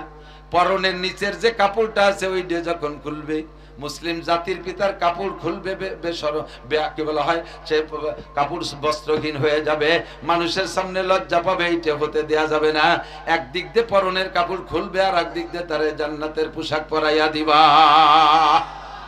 আল্লাহ এত তাড়াতাড়ি জান্নাতের পোশাক কোথায় পাইব? কয় তা জানি না। জিবরিল আলাইহিস সালাম মুহূর্তের মধ্যে উড়াল দিলেন, দুইটা ডানায় একবারে বাড়ি মারলে 1,86,000 মাইল পথ যায়। জিবরাইল কয় দ্রুত গতিতে জান্নাতের কাপড় আনতে গিয়ে আমি আমার 600 ডানা ব্যবহার করেছি, চোখের পলকে গেছি আর আনছি। জামা আনার সময় আল্লাহ কয় আরে জামা তো নিবা সাথে জান্নাত থেকে একটা খাট নিয়ে যাও, আমার ইব্রাহিমের পায়ের নিচে বিছাইয়া দিবা, নমরুদের ওই অভিশপ্ত কাঠের উপরেও বসবে না। জিবরিল আলাইহিস সালাম জান্নাতি জামা আইনা আর জান্নাতি খাট পালং আইনা আগুনের ভিতরে খাট বিছাই দিয়া একদিক দিয়ে নমরুদ পরনের কাপড় খোলে আর একদিক দিয়ে ইব্রাহিম আলাইহিস সালামকে আল্লাহ পাক জান্নাতি পোশাক পরায় দেয়। পরনের সব কাপড় খোলা হয়ে গেছে, জান্নাতি পোশাক তো মানুষের চোখে আসতেছে না, অথচ জান্নাতি পোশাক যেহেতু গায়ে পরানো দেখা যাচ্ছে না, পরনের মূল কাপড়টা খুলে ফেললে তো শরীরে শরম দেখা যাবে। নমরুদ কয় কি রকম কাপড় খুললে ইব্রাহিমের কিছু তো দেখা যায় না, কাপড়ও দেখা যায় না, শরমও দেখা যায় না। কয় ঠিক আছে, না দেখা যায় না যাক, ও তো একটা জাদুকর, এই জাদু দিয়ে হয়তো শরমকে ঘিরে রাখছে, ফেলাও আগুনে। আগুনের ভিতরে নিক্ষেপ করেছে, মাঝখানে নিয়ে চড়ক দিয়ে ঘুরাইয়া সেই খাটের উপরে নিয়ে ফেলাইছে। যে জায়গা ফেলাবে ইব্রাহিম জিবরিল আলাইহিস সালাম আগের থেকে গোয়েন্দা তথ্য নিয়ে সেই জায়গায় খাটকান সেট করছে, কোন জায়গা ফেলাবে। খাটের উপরে বানাসে বসায় দিছে, ইব্রাহিম আলাইহিস সালাম খাটের উপরে বসা, এক খাটের এক কোণায় জিবরিল আলাইহিস সালাম বসা। একটু বলেন না সুবহানাল্লাহ। আগুন দুইজনের গায়েতে সরে গেছে, ফেরেশতারা নারায় তাকবীর দিচ্ছে, ফেরেশতারাও জানে না যে পড়বে না। আস্তে ইমানদার জিনরাও কাঁদতেছে, যত আশপাশে যত প্রাণী চোখের সামনে আসছিল তারাও কাঁদতেছে, আল্লাহ তোমার খলিলরে আগুনে পোড়ায়, তোমার শত্রু পোড়ায়, তুমি আল্লাহ কি দেখো না? আল্লাহ কয় আমি দেখি না মানে আমার হুকুম, আমার হুকুম দিতে যে দেরি, একটু দেরি হবে না বাস্তবায়ন হইতে। আল্লাহ পাক ডাক দিয়ে বললেন কুলনা ইয়া নারু কুনি বারদান ওয়া সালামান আলা ইব্রাহিম, হে আগুন আমার ইব্রাহিমের গায়ের একটা লোমও যেন পড়ে না। আল্লাহু আকবার। এক ডেকেছেন ইব্রাহিম নবী, নমরুদের আগুনে পড়ি, আগুন হইল ফুল বাগিচা, আগুন হইল ফুল বাগিচা, পশম জ্বলে না, খোদা তোমায় ডাকতে জানি না। আল্লাহ পাক রব্বুল আলামিন আগুনকে নির্দেশ দিয়েছে, আগুন তুই আমার ইব্রাহিমের গায়ের একটা লোমও পোড়াবি না, আর ঠান্ডা হয়ে যাবি, তবে এমন ঠান্ডা যেন হবি না আমার ইব্রাহিমের যেন ঠান্ডার কারণে কষ্ট হয়। আল্লাহর হুকুমে আগুন বড় সুন্দর শান্তিদায়ক ঠান্ডা হয়ে গেছে। ইব্রাহিম আলাইহিস সালামের পাশে বসে জিবরাইল জিজ্ঞেস করে, ভাই ইব্রাহিম কষ্ট হচ্ছে না তো? ইব্রাহিম আলাইহিস সালাম কয় আগুন কো? তাই আগুন তো যা আছে। আগুনে এমন একটা বিস্ফোরণ ঘটাইছে, একে বিস্ফোরণে চতুর্দিকের 50 মাইলের মধ্যে যা ছিল পাশে সব পুড়ে ছাই হয়ে গেছে। মাঝখানে ইব্রাহিম আলাইহিস সালাম বসে আছে শান্তির সাথে। আগুন কিছুদিন পরে যখন স্বাভাবিক হয়ে নিভে গেছে, নমরুদ তো বাইরে থেকে খুশিতে লাফাচ্ছে, ও তো টের পাচ্ছে না যে ইব্রাহিম তাজা আছে। কয়েকদিন পর ইব্রাহিম ভিতরে বের হয়ে চলে আইছে, কন্যা সুবহানাল্লাহ। আগুন যখন এইভাবে বিশাল ভাবে ধাউ ধাউ করে জ্বলতেছে, ইব্রাহিম আলাইহিস সালাম মাঝখানে বসা। ইতিমধ্যে একটা ব্যাং ওই ব্যাং আইসা আল্লাহর কাছে মুনাজাত করছে, রব্বুল আলামিন আমার তো তেমন কোনো ক্ষমতা নেই, তোমার ইব্রাহিম আগুনের মধ্যে পড়বে, নমরুদ পোড়াইবে, আমি কি করতে পারি, কি সহযোগিতা করতে পারি, আমি কি করতে পারি? আল্লাহ কয় তুমি কি করতে পারবে, এত বড় আগুনের কাছে তোমার কি ক্ষমতা আছে? ব্যাঙ্গে কয় আল্লাহ তুমি অনুমতি দিলে আমি নিবানোর জন্য একটু চেষ্টা করি। যেই আগুন উঠে গেছে 2 কিলোমিটার, সেই আগুন ব্যাঙ্গে নিভেবে কয় তোর কি দমকল আছে? তোর কি ফায়ার সার্ভিস আছে, তোর কি স্যালক কি বলা হয়, এই দমকল আছে, এগুলো আছে? কয় আল্লাহ আমার কাছে দমকল নাই, আমার কাছে একটা কল আছে। আবে দরিয়ারা আগার নতুবা কাশিদ হাম্বা কদরে তশনগি বায়াত শাশিদ। তুমি আল্লাহ যদি আমি ব্যাংরে আকারে অর্ডার করো, এই আরব সাগরের পানি সেচে ফেলাবি, নীল দরিয়ার পানি সেচে ফেলাবি। তুমি যদি আমারে অর্ডার করো, আমার তো দমকল আর ফায়ার সার্ভিস নাই, আমি কি চেষ্টা করতে পারি না? আল্লাহ আমি চেষ্টা করতে পারি পানি সেচার জন্য, তোমার হুকুম পালনার্থে পেট ভরে পানি খাবো, উপরে নিয়ে ঢেলে দেবো, পেট ভরে পানি খাবো, উপরে নিয়ে পেশাব করবো বা বমি করে ফেলাই দেবো, এভাবে তো চেষ্টা করতে পারি। আমি তোমার ইব্রাহিমের পক্ষে কি এতটুকু ন্যূনতম চেষ্টাও করতে পারি না? আল্লাহ কয় কর দেখি কি করতে পারিস। ব্যাঙ্গে সাগরের থেকে পানি খাইয়া পরিমাণ মতো পানি টাইম দেরি করার পরে যখন পানিটুক পেটের মধ্যে পেশাব হয়ে গেছে, এবার দূরের থেকে জাম করে 3 বার পেশাব করছে। যেই আগুনের কাছে মানুষ 1 মাইলের মধ্যে যাওয়ার ক্ষমতা রাখে না, ব্যাঙ্গে কি সেই কাছে যাইয়া পেশাব করতে পারছে নাকি? ও দূরিতে পেশাব করিতেছে, হয়তো 1.5-2 হাত দূরে গেছে, আগুনের কাছেও যায় নাই, আগুনের কোনো ক্ষতি হয় নাই। আল্লাহু আকবার। ব্যাঙ্গের পেশাবে আগুনের কোনো ক্ষতি হয় নাই, ইব্রাহিমের কোনো উপকার হয় নাই, নমরুদের 1 পয়সার ক্ষতি হয় নাই। ফাঁকে হইছে ব্যাঙ্গ ইব্রাহিম আলাইহিস সালামের পক্ষপাতিত্ব করেছে আর নমরুদের সাথে বিরোধিতা করেছে। এর কারণে আল্লাহ পাক রব্বুল আলামিন ব্যাঙ্গে মর্যাদা বাড়াইয়া দিছে। আল্লাহ কয় হে ব্যাং, তুই আমার ইব্রাহিমের পক্ষ নিয়েছিস, আমি তোর জন্য 3টা পুরস্কার রাখলাম। কয়টা? 3টে পুরস্কার। 1 নম্বর পুরস্কার হলো জীবন, তোর 1 নম্বর পুরস্কার হলো, আরে আশরাফুল মাখলুকাত মানব জাতি একমাত্র নবী পাক সাল্লাল্লাহু আলাইহি সাল্লাম ছাড়া আবু বকর থেকে আজ পর্যন্ত আব্দুল কাদের জিলানী বলেন, মঈনুদ্দিন চিশতি বলেন, নিজামউদ্দিন আউলিয়া বলেন, কুতুবউদ্দিন বখতিয়ার কাকি বলেন, সরমুনার পীর সাহেব বলেন, আর আহমদ শফি সাহেব বলেন, আর সদস্য বলেন, আর যত আলেম বলেন, যত যা বলেন, সকলের পেশাব পায়খানা নাপাক না পাক? পাক না নাপাক? মানুষের পেশাব পাক না নাপাক? সাহাবায়ে কিরামদের পেশাবও নাপাক।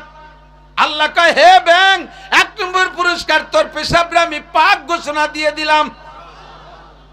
রাতের বেলা ব্যাঙ্গের গায়ে লাথি লাগলে পেশাব করে দেয়, দেখছেন না? লুঙ্গিতে লাগে, নিশ্চিন্তায় ওই লুঙ্গি দিয়ে নামাজ পড়বেন, ধোয়া লাগবে না। 1 নম্বর পুরস্কার তোর পেশাব পাক। 2 নম্বর পুরস্কার তোর পেশাবে বরকত দিয়ে দিলাম, কোনোদিন পেশাবে কম পড়বে না।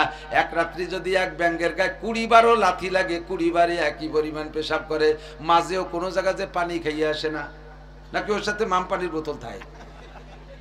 পানির বোতল থাকে। যতবার লাথি লাগে অতবার পেশাব করে, পেশাব আসে কোন জায়গা থেকে? ওই 2 নম্বর পুরস্কার তোর পেশাবে করে দিন কম পড়বে না, বরকত দিয়ে দিলাম।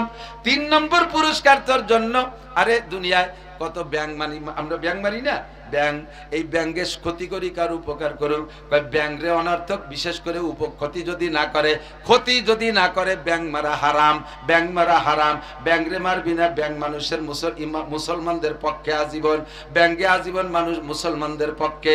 আল্লাহু আকবার। এই ব্যাংরে আল্লাহ তাআলা এত সম্মান দিয়েছে, অনর্থক যদি কেউ একটা ব্যাং মেরে ফেলায়, অনর্থক যদি কেউ একটা ব্যাং মেরে ফেলে, এতে যে গুনাহ হবে, এই গুনাহ মোচনের জন্য একটা খাসি সদকা করে দিতে হবে, একটা খাসি সদকা করতে হবে। তোর দাম এত দিলাম যে তোরে মারলি, একটা খাসি সদকা না করলে গুনাহ মোচন হবে না। আমি ওই জন্য আমার ড্রাইভারে বলি, রাতের বেলা সুসো মারিস আর ইন্দুর মারিস, যা মারিস মারিস, সাপ কো চাকা তলে পড়ে পড়ে, ব্যাং রে যেন মারিস না। তাহলে রাতভর চিল্লে পাল্লা যা কামাইও সেও সদকা দিতে দিতে শেষ হয়েছে। রাস্তায় তো শত শত ব্যাঙের সাথে সাক্ষাৎ হয়, ব্যাঙের সম্মান কে দেছে? আল্লাহু আকবার। আবে দরিয়ারা আগার নতুয়া কাশিদ হাম্বা কদরে তশনগি বায়াত শাশিদ। আল্লাহ আল্লাহ আল্লাহ বলতে গেলে অনেক হিসাব নিকাশ করে কথা বলা লাগে। বর্তমান সময় খুব হিসাব নিকাশের সময়। সাবধান থাকবো, সতর্ক থাকবো, আমার কোনো কারণে যেন ধর্মের ক্ষতি না হয়ে যায়, আমার কোনো আচরণে যেন ইসলামের ক্ষতি না হয়। কথা বলেন ঠিক কি ঠিক না? আমার গোপালগঞ্জের বন্ধুরা, আমার গোপালগঞ্জের বন্ধুরা, আমার নিজস্ব গ্রাম এলাকার বন্ধুরা, সাবধান থাকতে হবে। আমি যা কিছু করি না দিতে পারবে না, বাঁচানোওয়ালা একমাত্র কে? আর একটু জোরে কে? আমার যুবক বন্ধুরা, কোন নেতার পালায় পড়ে তুমি ধর্ম এবং ধর্মীয়দের সাথে বিয়াদবি করবা না, নেতা তোমার পক্ষে থাকবে না। সেদিন নেতার পাশা নিয়ে অবশ্যই শুরু হয়ে যাবে, চিন্তায় পড়ে যাবে। কাজেই খুব সতর্ক থাকতে হবে। একটা ব্যাঙ যদি সামান্য ইব্রাহিম আলাইহিস সালামের আগুনে পেশাব করার কারণে তার এত দাম হইতে পারে, আমরা যদি মুসলমান হইয়া ধর্মের জন্য একটু ন্যূনতম সাহায্য করি, তাতে আমরাই পুরস্কার পাইতে পারি কি পারি না? আল্লাহু আকবার। এখান থেকে আমাদেরকে শিক্ষা গ্রহণ করতে হবে। এবার ইব্রাহিম আলাইহিস সালামের গায়ে সেই জামা, ইব্রাহিম আলাইহিস সালাম মজার একটা মনে পড়ে গেল, ইব্রাহিম আলাইহিস সালাম সেই জামা সহ বের হয়ে যাইছে, আর তো পারলো না। এখন নমরুদ এবার কয়, ইব্রাহিম তোমার আল্লাহর সাথে যুদ্ধ ঘোষণা, তোমারে পারলাম না এভাবে মারতে, এবার তোমার আল্লাহরে মারবো, কও আল্লাহ কি কি নিয়ে আসবে। ইব্রাহিম আলাইহিস সালাম কয়, আবাল তুই আর জাগা ভালি না, আর দিতি আর আল্লাহর সাথে যুদ্ধ করবি, তুই কি বা কোন বাহিনী নিয়ে যুদ্ধ করবে? তোমার আল্লাহ যে বাহিনী পাঠাবে সেই বাহিনী দে, এয়ারফোর্স, নৌবাহিনী, বলো কোনটা দিয়ে আসবে। তো আল্লাহ ইব্রাহিম আলাইহিস সালাম আল্লাহকে বলে, আল্লাহ নমরুদ বলে তোমার সাথে যুদ্ধ করবে, তুমি কোন বাহিনীতে যুদ্ধ করবে ও সেই বাহিনী দিয়ে করবে। আল্লাহকে আমি এয়ারফোর্স দিয়ে যুদ্ধ করব, বিমান বাহিনী। মশা উপরে আসবে, মাত্র 1000 টাকা, এক আঙ্গুল চলে 1000 টাকা দেবে, আজান পেশাব করে এসে 1000 টাকা দিয়ে। আল্লাহ নমরুদ কয় আমি যুদ্ধ করবো। আল্লাহ পাক রব্বুল আলামিন ঠিক আছে আমি বিমান বাহিনী পাঠিয়ে দিলাম। মশা কিচ্ছা জানেন, একটু তরদাল্লিল বাপ বলি, খেয়াল রাখেন। একজাক মশা আইছে, ইব্রাহিম আলাইহিস সালাম কয় ওই যে আমার আল্লাহ সেনাবাহিনী আইছে। নমরুদের সেনাবাহিনী তো 70 লক্ষ বলা হয়েছে না, 70 লক্ষ। এরপরে এই মশা বাহিনী দিয়ে ওরা আইত্রেছে, ও তো হাতে ডলি মেরি ফেলাই দেব। খুদার কুদরতি ডেঙ্গু মশা। ইব্রাহিম আলাইহিস সালাম আল্লাহ বলতেছেন এর আগে কোন জায়গায় ল্যান্ড করবো নাকি একবারে মাইর শুরু করে দেবে। হাজী সাহেব যারা গেছেন বদরে, বদরে যা হাজী কেউ আছেন নাকি? বদরে যা হাজী, মদিনার থেকে বদরে যায়। বদরে গেলে বদরের যুদ্ধ প্রান্ত যেখানে যুদ্ধ হয়েছে ওর 3-4 কিলোমিটার আগে বা 5 কিলোমিটার আগে একটা পাহাড় আছে, আরো অনেক আছে। একটা পাহাড়ের নাম জাবালে মালাইকা। বদরের যুদ্ধে মুসলমানদের পক্ষে 5000 ফেরেশতা মুসলমানদের পক্ষ হইয়া কাফেরদের বিপক্ষে লড়াই করেছিল। এই 5000 ফেরেশতা ডাইরেক্ট বদরে আসে নাই, বদরের আগে ওই পাহাড়, বালুর পাহাড়, সে বালুও কি আল্লাহু আকবার স্বর্ণের মতো চিকচিক করতেছে, একেবারে হুবহু 1 নম্বর 22 ক্যারেট স্বর্ণের মতো চকচকে। এই বালুর পাহাড়ের উপরে 5000 ফেরেশতা আগে অবতরণ করছে, ল্যান্ড করছে, ওখান থেকে যাইয়ে যুদ্ধ করছে। তো ইব্রাহিম আলাইহিস সালামকে আল্লাহ বললেন, এই আমি কি আলাদা কোন জায়গায় ল্যান্ড করাবো, পরে আস্তে আস্তে পাঠাবো, না কোন সিস্টেমে? তা আল্লাহ পাক বললেন, ইব্রাহিম আলাইহিস সালাম, আল্লাহ তুমি যেভাবে সিদ্ধান্ত নাও। আল্লাহ কয় না, অন্য কোনো জায়গা না, ওই নমরুদের প্রত্যেকটা সৈনিকের মাথা আমার এই এয়ারফোর্সের এক একজনের জন্য এয়ারপোর্ট, ওখানে ল্যান্ড করবে, ওখানে মাইর শুরু করে দেবে। মাথায় পড়েই কাল বিলম্ব নাই, ফরাত করে নাকের মধ্যে দিয়ে ঢুকে যায়, ডলা দেওয়ার সুযোগ নাই, ফরাত করে নাকের মধ্যে দিয়ে ঢুকে যায়। আল্লাহু আকবার। মারতি মারতি সবগুলোর শেষ একটা মশার একটা শয়তান বাইসি আছে, নমরুদ। এই শয়তান, ওই মশাটা আল্লাহর কাছে আগে থেকেই কই যাইছে, আল্লাহ আমি কিন্তু নমরুদরে মারবো, আর সবাইরে নিষেধ করে দে, ওরা অন্য গুলো মারে যেন, আমি কিন্তু নমরুদরে মারবো। ওই মশায় ধাওয়া মারছে নমরুদ রে, সব মরা দেখে এখন তো আর টিকতে পারতেছে না, বাড়ির দিকে দৌড়ে যে ভয়তে বাথরুমে যে পায়খানা করে দিয়েছে। আর এই মশাটা সিদ্ধান্ত নেছে যে সবাই ঢুকছে নাক দিয়ে, আমি ঢুকবো উল্টো দিক দিয়ে। উল্টো দিক দিয়ে ঢুকতে যে পায়খানার গোসায় ওর ঠ্যাং একখান খসে গেছে, ওর রাগ আরো বেরিয়ে গেছে, শয়তান তুই মানে পঙ্গু বানাই ফেললি, তোরে আমি শেষ করবো। এবার নাক দিয়েই ঢুকছে, ঢুকে মগজের মধ্যে মায়ের শুরু করছে। এসে উড়োই দেওয়ার জিনিস না। ফাতাবিরু ইয়া উলিল আবসার, ফাতাবিরু ইয়া উলিল আবসার, মাথার মধ্যে ঢুইকা মগজের ছোট্ট ছোট্ট টুকা মারে, আর যখন কামড় দেয় মগজে তখন তো অসহ্য। আর এটা তো বিষাক্ত মশা, এটা তো ডেঙ্গু মশা, ক্ষুধার গজবের মশা। ওর এক একটা কামড় সাপের বিষের মতো কাজ করতেছে। একটা কামড় দেয় নমরুদ 3-4 হাত লাফ দিয়ে ওঠে, আর এই বাঁচার জন্য মাথায় একটা থাপ্পড় মারে, নিজের মাথায় নিজে থাপ্পড় মারে। থাপ্পড় যখন মারে, যতক্ষণ থাপড়ায় মশা কয় তোর হলো মারার দরকার, তুই নিজে যখন মার খাচ্ছিস আমি এই ফাঁকে একটু জিড়েই নেই, ওই সময় কামড়ায় না। তখন নমরুদ বসছে যে মাথায় থাপড়ালি মারি কামড়ের রাতের বাঁচা যায়। নিজে কতক্ষণ থাপড়াবে, হাতে তো সয় না। তো কর্মচারী একটা ভাড়া আছে, তুমি একটু চড়াই দিবি। ও কয় তোর ফিরি চড়াবো না, টাকা দিতে হবে। 5,000 টাকা বেতন দিয়ে চড় কিনে খায়। ফাতাবিরু ইয়া উলিল আবসার, বুদ্ধি থাকলে উপদেশ গ্রহণ করো। 5,000 টাকা দিয়ে চড় কিনে খায়। আল্লাহ কয় তোরে কেউ মাংনা চড়াবেও না, যে অবস্থায় আইছিস ফিরি কেউ চড়াবে না। কিছুদিন পরে আল্লাহ মশারে কয় যে দেরি হয়ে যাচ্ছে, তুমি ওই যে বিরতি টাইমে যে মানে ও জুতো যে থাপ্পড় খাস ভিতর দিয়ে যে তুমি কামলাও না, ওরে তো দেরি হয়ে যাচ্ছে মারতে, তাহলে এই চড়ের ভিতরেও কামলাতে হবে। এখন চড়ের মধ্যেও কামড়ায়, আর মনে করছে যে চড় আসতে হয়ে যাচ্ছে বিদায় মনে কামলাচ্ছে। একজন ওরে কয় যে তুই জুতো দর জুতো দিয়ে বাড়ি দিই সারে নিকি দেয়। তো যখন জুতো দিয়ে পিটে তখন একটু থামে। আল্লাহ কয় এন কর্মচারী কয় যে তোমার জুতো দিয়ে বাড়াবো, বেতন বাড়াই দিতে হবে। আর 2,000 বাড়াই দিয়েছে, 7,000 টাকা দিয়ে জুতোর বাড়ি কিনে খায়। এর নাম কপাল। এর নাম কি? কপাল। 7,000 টাকা দিয়ে জুতোর বাড়ি 7,000। কিছুদিন মারির পরে যাইয়া এরপরে ওই জুতোর বাড়ির ভিতরেও কামলায়। এখন কয় তুই মুগুর দর্দি, কয় যে আর 3,000 দিতে হবে। 10,000 টাকায় দিয়ে মুগুরির বাড়ি কিনে খেয়ে একে বাড়িতে মাথা ফাটায় বেড়ায়। তাইলে উঠিলে সিজনে কিন্তু শক্ত থাকে, সিজন শেষ হয়ে গেলে যে ঘরের মাছ কুনায় কুনায় এখানে দলা থই না, বৃষ্টি বাদল লাগতে তাইলে উঠিলে নরম হয়ে যায়, তারপরে কিন্তু মুসমুসি হয়ে যায়। ওর মাথার মগজ সব খেয়ে ফেলাইছে, বাড়ি দেশে তাইলে উঠিলের মতো ভাঙ্গে চুরচুর হয়ে গেছে। মশাটা বুড়ো আঙ্গুল দেখাতে দেখাতে চলে গেছে। করলি না কিছু, করলি না কিছু। ফাতাবিরু ইয়া উলিল আবসার, জ্ঞান থাকলে উপদেশ গ্রহণ করো। ইব্রাহিম আলাইহিস সালাম সেখান থেকে সুস্থভাবে বেরিয়ে আসেন, সেই জান্নাতি জামা গায়ে। কন্যা সুবহানাল্লাহ।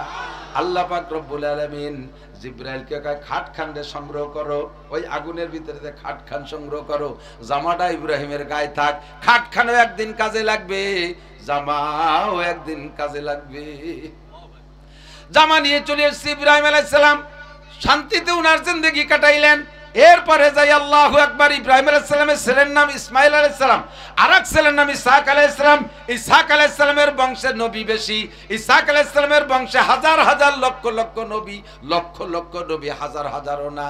এমন একটা সময় গেছে বনি ইসরাইল, এই যে নেতানিয়াহু ইসরাইলের গোষ্ঠী, এই বেয়াদবের বাচ্চারা ডেলি প্রত্যেক দিন রাতভর বিভিন্ন মহল্লায় মহল্লায় নবী ছিল, গোষ্ঠীতে গোষ্ঠীতে নবী ছিল। এক এক রাত্রে 70 জন নবীকে কালেকশন কইরা সকালবেলা 70 জন নবী রেজবাই না দিয়া সকালে নাস্তা খাইতো না।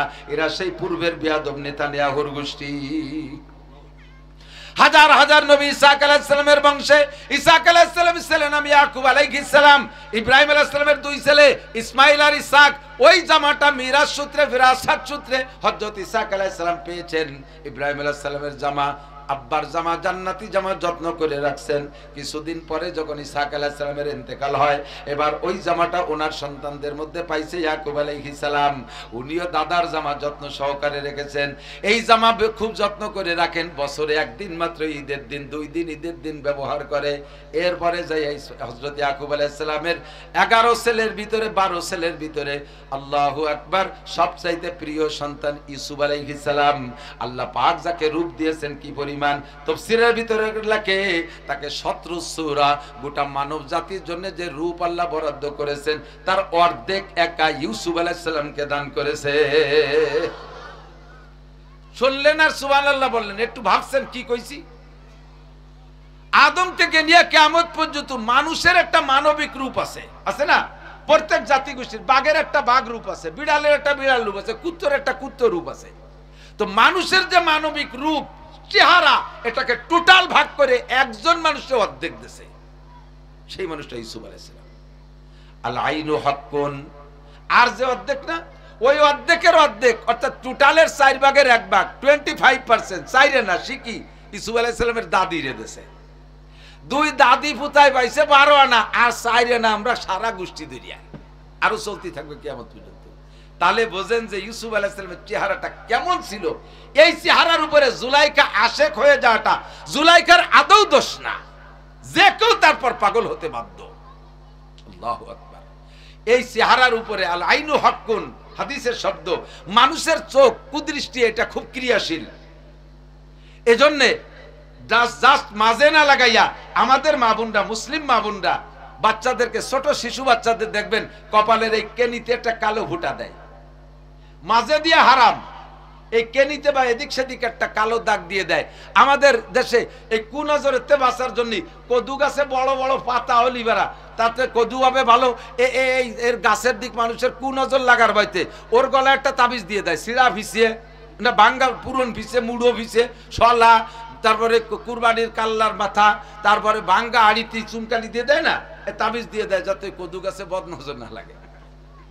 ইয়াকুব আলাইহিস সালাম ইউসুফ আলাইহিস সালামের উপরে বদনজর লাগার ভয়তে ওই জান্নাতি জামাটা ওইটারে বইটা তাবিজ বানাইয়া একটা মাদুলিতে পরে ইউসুফ আলাইহিস সালামের গলায় ঝুলিয়ে দিয়েছে যাতে কুদৃষ্টি না লাগে। শুরু হয়েছে এখান থেকে নতুন আর এক খেলা। কষ্ট হচ্ছে নাকি? আমি কিচ্ছা কাহিনী খুব একটা কই না, মশলা কেন যেন এসে গেছে, বিরক্ত হয়েন না, সামনে কথা আছে। এবার ইউসুফ আলাইহিস সালামের গলায় এই জামা, কিছুদিন পরে যখন ইউসুফ আলাইহিস সালামের ভাইরা ইউসুফ আলাইহিস সালামের কূপের মধ্যে ফেলাইছে না, এই কূপটা তো পরিষ্কার না, অপরিচ্ছন্ন, অব্যবহৃত, পরিত্যক্ত। ওই জঙ্গলের ভিতরে মাঝে মাঝে একটু পানি ওঠে, আর যারা ছাগল গরু উর্দুম্বা ভেড়া চড়ায় ওরা ওখান থেকে একটু গরু ছাগলের পানি খায়, মানুষের খাওয়ার যোগ্য পানি না, ভিতরে অনেক নোংরা, বরঞ্চ বলা হয় ডাস্টবিনের মতো, শহরের আশেপাশে ময়লা নোংরার মধ্যে ফেলায়। এই কূপের ভিতরে ইউসুফ আলাইহিস সালামের ভাইরা সেদিনও ইউসুফ আলাইহিস সালামকে জামা কাপড় খুলে উলাঙ্গা করে ওর ভিতরে ফেলাচ্ছিল। ইব্রাহিম আলাইহিস সালামকে যখন নমরুদ উলাঙ্গা করে, আল্লাহ পাক কয় আমার বন্ধুরে আমি উলাঙ্গা দেখতে চাই না, জিব্রাইল তাড়াতাড়ি জান্নাতি জামা পরাইয়া দাও। ওই জামাটা পরাই দিয়েছিলেন। আজকে যখন ইউসুফ আলাইহিস সালামকে কূপের মধ্যে ফেলায়, আজ ওই ইউসুফ আলাইহিস সালাম একদিন নবী হবে। আল্লাহ জিবরিলকে বললেন আমার বন্ধুরে এক সেকেন্ডের জন্য উলাঙ্গা দেখতে চাই না, তারও জান্নাতি জামা পরাও। জিব্রাইল কয় আল্লাহ কোন জামা? কয় তার গলায় যে জামাটা তার পর্দাদার, তার তাওইদাদার যে জামাটা আছে ওই জামাটা তার গলায় ঝুলানো আছে, ওইটাই পরাই দাও। এইবার জিবরিল আলাইহিস সালাম ঈসা কেনে আঙ্গুলের খোসা দিয়া তাবুজির থেকে জামা বের করে একদিক দিয়ে ইব্রাহিম ইউসুফ আলাইহিস সালামের ভাইরা গায়ের কাপড় খোলে, আর একদিক দিয়ে জিবরাইল ওই জামা পরাইয়া দেয়। ভাইরা কয় ল্যাংটা তো করলাম ইউসুফ রে, তার শরম তো দেখা যায় না। কেন দেখা যায় না তা তো জানে না, জান্নাতি পোশাকে ঘিরে ফেলাইছে। এবার খাটের নিচে ব্যবস্থা কি হবে? সেই খাটখান, যেই খাটখান ইব্রাহিম আলাইহিস সালামের আগুনের মধ্যে দিয়েছিল, ওই খাটখান জিবরিল আবার আইনা ইব্রাহিম ইউসুফ আলাইহিস সালামের কূপের নিচে বিছাই দিয়েছে। সুন্দর করে জান্নাতি জামা গায়ে, জান্নাতি খাটে বসা। বলেন না সুবহানাল্লাহ। আপনি যদি ঈমানদার হন, আল্লাহকে যদি এমন একটা ঈমান দেন, আল্লাহ এইরকম পুরস্কার নিয়ে আপনার জন্য প্রস্তুত। আল্লাহ কয় আমিনু কামা আমানান নাস, আমিনু কামা আমানান নাস। তুমি যদি ইব্রাহিম আলাইহিস সালামের মতো ঈমান আমারে দিতে পারো, আমি তোমারে আগুনের থেকে বাঁচার ব্যবস্থা করে দেব। তুমি যদি ইউসুফ আলাইহিস সালামের মতো ঈমান আমারে দিতে পারো, এমন কূপের ভিতরে তোমারে জান্নাতি পরিবেশে আমি রাখতে পারি। তুমি যদি মুসা আলাইহিস সালামের মায়ের মতো ঈমান আমারে দিতে পারো, তাহলে মুসা নবীকে সাগরে ফেলাই দেওয়ার পরে ফিরাউনের ঘরে উঠাইয়া আমি আল্লাহ লালন পালন করতে পারি। তুমি যদি ইব্রাহিম আলাইহিস সালামের মায়ের মতো মা, হে দুনিয়ার মারা ইব্রাহিম আলাইহিস সালামের মায়ের মতো ঈমান, মায়ের ঈমানের মতো একটা ঈমান তুমি দিতে পারো, তাহলে নমরুদের মতো বিশ্ব জালেমের হাত থেকে যেমন ইব্রাহিম রে বাঁচাইছি, তোমার সন্তান রে ওরকম বাঁচাইতে পারি। কথা বলেন পারে? জোরে বলেন পারে? লাগবে আলো ঈমান। একটু বলেন কি লাগবে? আমিনু, মানে আমি তো ঈমানদার। কি ঈমানদার? রাস্তায় 10 টাকার নোট পালিয়ে দিক ওদিক তাকায় ধরে ভগেটে বড় ছাড়া, এই তো আপনার ঈমান। 10 টাকার নোটের কাছে ঈমান কায়। 10 টাকার 5 টাকার কয়েন ফেলানো বালি, সে সময় ডাইকে কয় এই তুমি আইটে গেলে তোমার পয়সা পড়ছে নাকি? 5 টাকার নোট তো, এই তোমার টাকা পড়ছে। যদি 1000 টাকার নোট হয়, এদিক ওদিক তাকায় ধরি ভগেটে ডুবছে। বড় নোট দেখলে ঈমান শেষ, বড় নোট দেখলে ঈমান শেষ, বড় জায়গা দেখলে ঈমান শেষ। আরে বড় কোন পদ দেখলে ঈমান শেষ। ঈমান থাকতে হবে সর্বহালাতে। আমার সুখের সময় আলহামদুলিল্লাহ, বলেন সুখের সময় আলহামদুলিল্লাহ, দুঃখের সময় আলহামদুলিল্লাহ। অনেকটাই জানি এই মুহূর্তে অনেক কষ্টের ভিতর দিয়েও হালাত জিজ্ঞেস করলে বলে হযরত আলহামদুলিল্লাহ। এমন হাসি মুখে আলহামদুলিল্লাহ যেমন হযরত আইয়ুব আলাইহিস সালাতু ওয়াস সালামের আলহামদুলিল্লাহ। 18টা বছর পোকায় খাইয়া গায়ে তো কোনো রক্ত মাংস ছিল না, এ পড়ে রয়েছে মনে হয় যেন এটা পোকার স্তূপ, পোকার স্তূপ। জিবরিল আলাইহিস সালাম সন্ধ্যের সময় এসে জিজ্ঞেস করছে, আসসালামু আলাইকুম কাইফা হালুকা ইয়া আইয়ুব, ভাই আইয়ুব কেমন আছেন? সারা গা পোকায় খেয়ে ফেলছে। জিবরাইল দেখতেছে, ডেলি 2-3 বার এসে দেখে, আজকে কি জিজ্ঞাসা করার দরকার আছে? এই জিজ্ঞাসার জবাবটা কেমন দেয়? ইমানের পরীক্ষা নেওয়ার জন্য জিজ্ঞাসা। আমাকে যদি এমন হালাত হইতো, আর যদি কেউ এসে জিজ্ঞাসা, হুজুর কেমন আছেন, আমরা কি করতাম? কানায় গেছে নাকি, দেখো না কিরম আছি। এই যে সেদিন তবলিগিতে আইতে পারলাম না, এরপরে এই যে পড়ছি তো আর উঠি নিয়ে, আল্লাহ তো ধরছে আমারে। আমরা জব দেই। আর আইয়ুব আলাইহিস সালাম জব দিলেন কি, সারা গায়ে পোকা, মুখে মাংস থাকলেই না হাসিটা টের পাওয়া যায়। কথা কন, মুখে ঠোঁট থাকলে হাসিটা টের পাওয়া যায়। এই কণ্ঠের মাধ্যম দিয়ে, এই পুলাসর কণ্ঠের মাধ্যম দিয়ে এমন একটা খুশি প্রকাশ করলেন, সাথে সাথে উত্তরও দেন নাই। সালাম দিয়েছে, উত্তর সাথে দেয় নাই, একটু পরে উত্তর দিয়ে কয়, ওয়া আলাইকাস সালাম আলহামদুলিল্লাহ। একটু বলবেন কেমন আছেন? আপনারা কেমন আছেন? আরে বলেন না কেমন আছেন? আওয়ামী লীগ হারিয়ে গেছে, এই জন্য কি আমরা মরে গেছি? আমাকে কি হয়েছে? কিচ্ছু হয় নাই, বলেন আলহামদুলিল্লাহ। হাজার আওয়ামী লীগ যাক, হাজার বিএনপি যাক, আমার আল্লাহ আছে, একক তো না খেয়ে নাই। কথা কন, যদি আওয়ামী লীগ ভালো করে, কোন না কোন দিক দিয়ে যদি ভালো করে, আল্লাহ তাআলা আবার এনে দিতে পারে। আর যদি সত্যি অন্যায় করে, তাহলে আল্লাহ বিচার করুক, এ জায়গা আমাদের কোনো অভিযোগ নাই। ঠিক কি ঠিক না? অন্যায় যে করছে সে তো বিচারে কাট করে দেবেই। এখানে আমার অত মায়া কান্নার কি দরকার? হযরত আইয়ুব আলাইহিস সালাম হাসি মুখে কয় আলহামদুলিল্লাহ। তো এবার সালামের উত্তর দিয়ে আবার বলতেছে, ভাই আজ শুকর আদায় করে যে, ভাই জিবরাইল আমি সালামের উত্তর দিতে একটু দেরি হয়ে গেল, কষ্ট পেলেন? তো জিবরিল আলাইহিস সালাম বলছে, হ্যাঁ আমার একটু খারাপ লাগছে, আপনি নবী হয়ে সালামের উত্তর দিতে দেরি করলে উম্মত তো সালাম উত্তরই দেবে না। তো জিবরিল আইয়ুব আলাইহিস সালাম বলতেছে, ভাই কষ্ট নিয়েন না, আপনি যখন সালাম দিয়েছেন, আল্লাহর দুইটা মেহমান আমার মুখের ভিতরে থেকে গোশত কেটে কেটে খাচ্ছিল। দুইটা পোকা মুখের ভিতরে থেকে, জিহ্বাটা ভালো ছিল, মুখের ভিতরে একটু গোশত আছে, লাস্ট ওই গোশতটুক দুইটা পোকায় খাচ্ছিল। আমি যদি সালামের উত্তর দেই, জিহ্বায় নাড়া লাগবে, আর নাড়া লাগলে ওদের ডিস্টার্ব হবে। ওরা যদি কিয়ামতের ময়দানে যে আমার নামে অভিযোগ করে, আল্লাহ কত পোকায় তোমার আইয়ুবের গাছ থেকে মাংস খাইলো, আমরা যেদিন খাইতে গেছি আমাদেরকে জিহ্বা নাড়া দিয়ে ডিস্টার্ব করছে, খেতে দেয় নাই, এই জন্য আমি একটু অপেক্ষা করছি।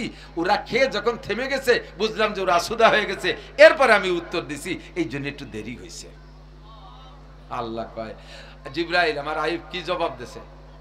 আল্লাহ তুমি তো আগেই বলছো, ইন্নী আলামু মা লা তা'লামুন, আমি যে মানব জাতি বানাইতেছি তাদের যে যোগ্যতা হবে, ফেরেশতা তোরা তা জানিস না। সত্যি এত বিপদের ভিতরে এইভাবে হাসি মুখে জবাব, আর এই কারণে সালামের উত্তর দিতে দেরি করা, এটা মানুষের দ্বারা সম্ভব আর কাহারও দ্বারা সম্ভব না, এবং তা নবীদের দ্বারা সম্ভব। আল্লাহ পাক রব্বুল আলামিন পুরস্কার শুরু করে দিয়েছে। আল্লাহ কয়, জিবরাইল আর কষ্ট দেওয়া যাবে না, ইমানের পরীক্ষা আমার আইয়ুব গোল্ডেন এ প্লাস, ইমানের পরীক্ষায় গোল্ডেন এ প্লাস, বিশ্ব চ্যাম্পিয়ন, মেধা তালিকায় নাম্বার 1, এখনই পুরস্কার শুরু হয়ে যাক। কি দেব আল্লাহ? কয় 5টা পুরস্কার। কয়টা? 5টা পুরস্কার। 1 নম্বরে দেহটা ভালো করে দাও। সিস্টেম কি? আমার আইয়ুবরে বলো, যে জায়গা আছে জায়গা তো নরম স্যাঁতসেঁতে, পায়ের গোড়ালি দিয়ে মাটিতে একটা আঘাত করুক, একটু নিচু হলে ওখান থেকে আমি পানি সাপ্লাই দেওয়া শুরু করে দেবো। আইয়ুব আলাইহিস সালামকে জিবরিল বললেন, ভাই পায়ের গোড়ালিতে মাটিতে একটু আঘাত করেন। জিবরিল আইয়ুব আলাইহিস সালাম এই 18 বছরে পোকার কামড়ে কাঁদে নাই, এখন কাঁদে দিছে, এখন কাঁদে দিছে, মানে আবেগ আর সামলাইতে পারতেছে না। জিবরিল বললেন, কষ্ট পাইলেন? একটু আঘাত করতে বলছি, এটা কি বিরক্ত বোধ করলেন, কাঁদছেন যে? আইয়ুব আলাইহিস সালাম বলতেছে, ভাই এখন কান্না আসলো, আমি যে পা দিয়ে আঘাত করবো মাটিতে, পায়ের গোড়ালি দিয়ে, আমার পায়ে তো গোড়ালিই নাই, আমার পায়ে তো গোড়ালি না, আমি আঘাত করবো কি দিয়ে? যা পারেন করেন। ওয়াল্লাযীনা জাহাদু ফীনা লানাহদিয়ান্নাহুম সুবুলানা ওয়া ইন্নাল্লাহা লামাআল মুহসিনিন। আপনার চেষ্টা যেখানে যে শেষ হবে, আল্লাহর রহমত সেখান থেকে শুরু হবে, আল্লাহর রহমত সেখান থেকে শুরু হবে। আপনি যা পারেন তাই করেন। আইয়ুব আলাইহিস সালাম কোনো মতে একটু পায়ের গোড়ালিটা মাটিতে রাখছে, জান্নাতি পানির ফোয়ারা জারি হইয়া গেছে। জিবরিল আলাইহিস সালাম কাদায় দিয়ে হাউস বানায় পানি আটকাই দিয়া এবার বললেন, এই পানি খান আর গোসল করেন। পানি একটু পান করলেন, আর সিটে একটু গায়ে গোসল করলেন। সঙ্গে সঙ্গে একেবারে সেকেন্ডের ভিতরে, মুহূর্তের ভিতরে আগের চাইতে সুন্দর সুঠম একটা বডি তৈরি হয়ে গেছে, একটা পোকাও নাই। এক নম্বর পুরস্কার দেহ সুন্দর, 2 নম্বর জিব্রাইল ব্যাগ খুইলা জান্নাত থেকে এক সেট পোশাক জামা জামা দেশে পাজামা দেশে পরাইয়া দেশে, 3 নম্বর হলো টুপি দেশে, 4 নম্বরে একটা পাগড়ি দেশে, 5 নম্বরে একখান জায় নামাজ দেশে। এটা জান্নাতি যায় নামাজ নিয়ে যান, বলে দেই নাই যে কোন ওয়াক্তের কয় রাকাত নামাজ পড়বেন। তখন ছিল মাগরিবের সময় ছিল। ওই সময় হযরত আইয়ুব আলাইহিস সালাতু ওয়াস সালাম আল্লাহর পুরস্কার পাইয়া ইমানি পরীক্ষায় পাশ করতে পারে শুকর আদায় করে 4 রাকাত নামাজে দাঁড়াই গেছে মাগরিবের সময়। মাগরিবের ফরজ নামাজ কয় রাকাত? 3 রাকাত। 4 রাকাত নামাজে দাঁড়াই গেছে। 4 রাকাত পড়তে যে খুশিতে কানতে 3 রাকাত পড়ে সালাম ফিরিয়ে দিছে। জিব্রাইল কয় নাওয়াইতালি আরবা ওয়া সাল্লামতু আলা সালিস রাকাহ, 4 রাকাতের নিয়ত করলেন, 3 রাকাত পড়ে সালাম ফিরিয়ে দিলেন। কি করলেন? আল্লাহ পাক কয় জিব্রাইল তুমি আমার আইয়ুবের নামাজে লুকমা দাও কা, তুমি কি তার সাথে নামাজে দাঁড়াইছো? তুমি তো বাইরের লোক, তুমি লুকমা দাও কা। কাল এই জায়গা তো আর কেউ না, আমি দেখতেছি 4 রাকাতের নিয়ত করলো তো একটু আগে শুনলাম, এখন আবার 3 রাকাত পড়ে সালাম দিল, ভুলে গেল নাকি স্মরণ করে দিই। আল্লাহ কয় যা পড়ছে আর লাগবে না, ওই 3 রাকাত আমার কাছে অত্যন্ত প্রিয় এবং এই 3 রাকাত কিয়ামত পর্যন্ত চলতে থাকবে। আখেরি নবী মুহাম্মদুর রাসূলুল্লাহ সাল্লাল্লাহু আলাইহি সাল্লামের উম্মতের উপরে মাগরিবের এই 3 রাকাত আমি ফরজ কইরা দিলাম। আল্লাহু আকবার। কিয়ামত পর্যন্ত যত মানুষ আসবে মুসলমান এই 3 রাকাত মাগরিবের নামাজ পড়বে, যার নেকি পড়নেওয়ালা তো সে পাবে। সাথে সাথে আল্লাহ আইয়ুব আলাইহিস সালামের আমলনামায় সমপরিমাণ নামাজের নেকি পাঠাইয়া দিবে।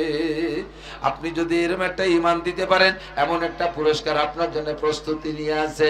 ধৈর্যের সাথে পুরস্কার নিতে থাকেন। আল্লাহ কয় ওয়াস্তাইনু বিস-সাবরি ওয়াস-সালাহ ইন্নাল্লাহা মা'আস-সাবিরিন। ধৈর্যের সাথে সবকিছু মোকাবেলা করো, আল্লাহ ধৈর্যশীলের সাথে। আমরা সব আপদ বিপদে ধৈর্য ধারণ করতে পারবো তো ইনশাআল্লাহ? আল্লাহ তাআলা সহি সবরে জামিল, সঠিক ধৈর্য ধারণ করার তৌফিক দান করে, বলেন আমিন। ধৈর্য ধরবেন, পাগলামি করবেন না, পাগলামি করলেই ক্ষতি হয়ে যাবে। ইমানের পরীক্ষা আল্লাহ যেন আমাদেরকে পাস করার তৌফিক দেয়। আল্লাহ পাস করার তৌফিক না দিলে ফেল করব। এর যুগের ইমান ধরে রাখা সবচাইতে বড় কঠিন। নবী পাক বলেন তাজা কয়লার আগুন হাতে রাখা যত কঠিন, আখেরি জামানায় ইমান ধরে রাখা তার চেয়ে কঠিন হবে। এখন এসে গেছে সেই মুহূর্ত, একটুও বাকি নেই, এসে গেছে সেই মুহূর্ত। কাজী আমরা ইমানি পরীক্ষায় পাস করতে প্রস্তুত তো? আল্লাহ কবুল করুক। এরপরে যাইয়া শেষ ফিনিশিং আর কি বলবো নাকি? ইব্রাহিম হযরত ইউসুফ আলাইহিস সালাম ওই কুয়ত থেকে, না শেষের টুক বলবো না, মজা খানিক রয়ে গেছে সামনে। ফাঁকে যে কয়টা টাকা লাগবে, যে কি অল্প কিছু টাকা লাগবে, টাকা কয়টা দিলি কব নালি কব না। আপনারা দেবেন না, দেবে কিনা? আমার ডিআইজি সাহেব সব জায়গা দেয়, আলহামদুলিল্লাহ। আল্লাহ তারা আরো তৌফিক দিক, বলেন আমিন। মাদ্রাসাকে খুব লক্ষ্য রাখে, উনার পরিবার আরো পাইকেন্দ্রির সব উনাই একা। বললে আবার অনেকে কয় যে খালি উনি দেয়নি, আমরা দিই না। আমাকে দেশের সমস্যা যেটা, সবাই দেন, উনিও দেয়, আরো দেয়। আমরাই দিতে পারি না, আমরাও নেই। তো তারপরও এই সমস্ত মানুষগুলোর হাত যদি বড় থাকে, হাত ভালো থাকে, আল্লাহ তাআলা দ্বীনের খেদমতের জন্য কাজে লাগায়। আমরা সবাই মিলে সহযোগিতা করব। 1 2 দেবে। এই যে মানুষ কত চালাক, সুবহানাল্লাহ। মনে হচ্ছে যে আর শেষে টুক কবে না, এই ভাই আইটি যায়। নেতানিয়াহুর দলে কারা? এই ইসরায়েলের নেতানিয়াহুর দলে কারা? একটু হাত দেখাবেন। নেতানিয়াহুর দলে কারা? কি আমি একা? না, আমি তো নেতানিয়াহুর দলে না। নেতানিয়াহু, ডোনাল্ড ট্রাম্প, ওকে দলে হওয়ার মধ্যে কোনো লাভ আছে? দুনিয়া আখিরাতের কোনো লাভ নাই, দলের দরকারই নাই। আমরা নবী পাক সাল্লাল্লাহু আলাইহি ওয়াসাল্লামের দলে, সাহাবায়ে কিরামের দলে। কথা বলেন ঠিক না? আল্লাহ রাসূলের দলে কারা? একটু দো হাত। নারায়ে তাকবীর হবে, নারায়ে তাকবীর।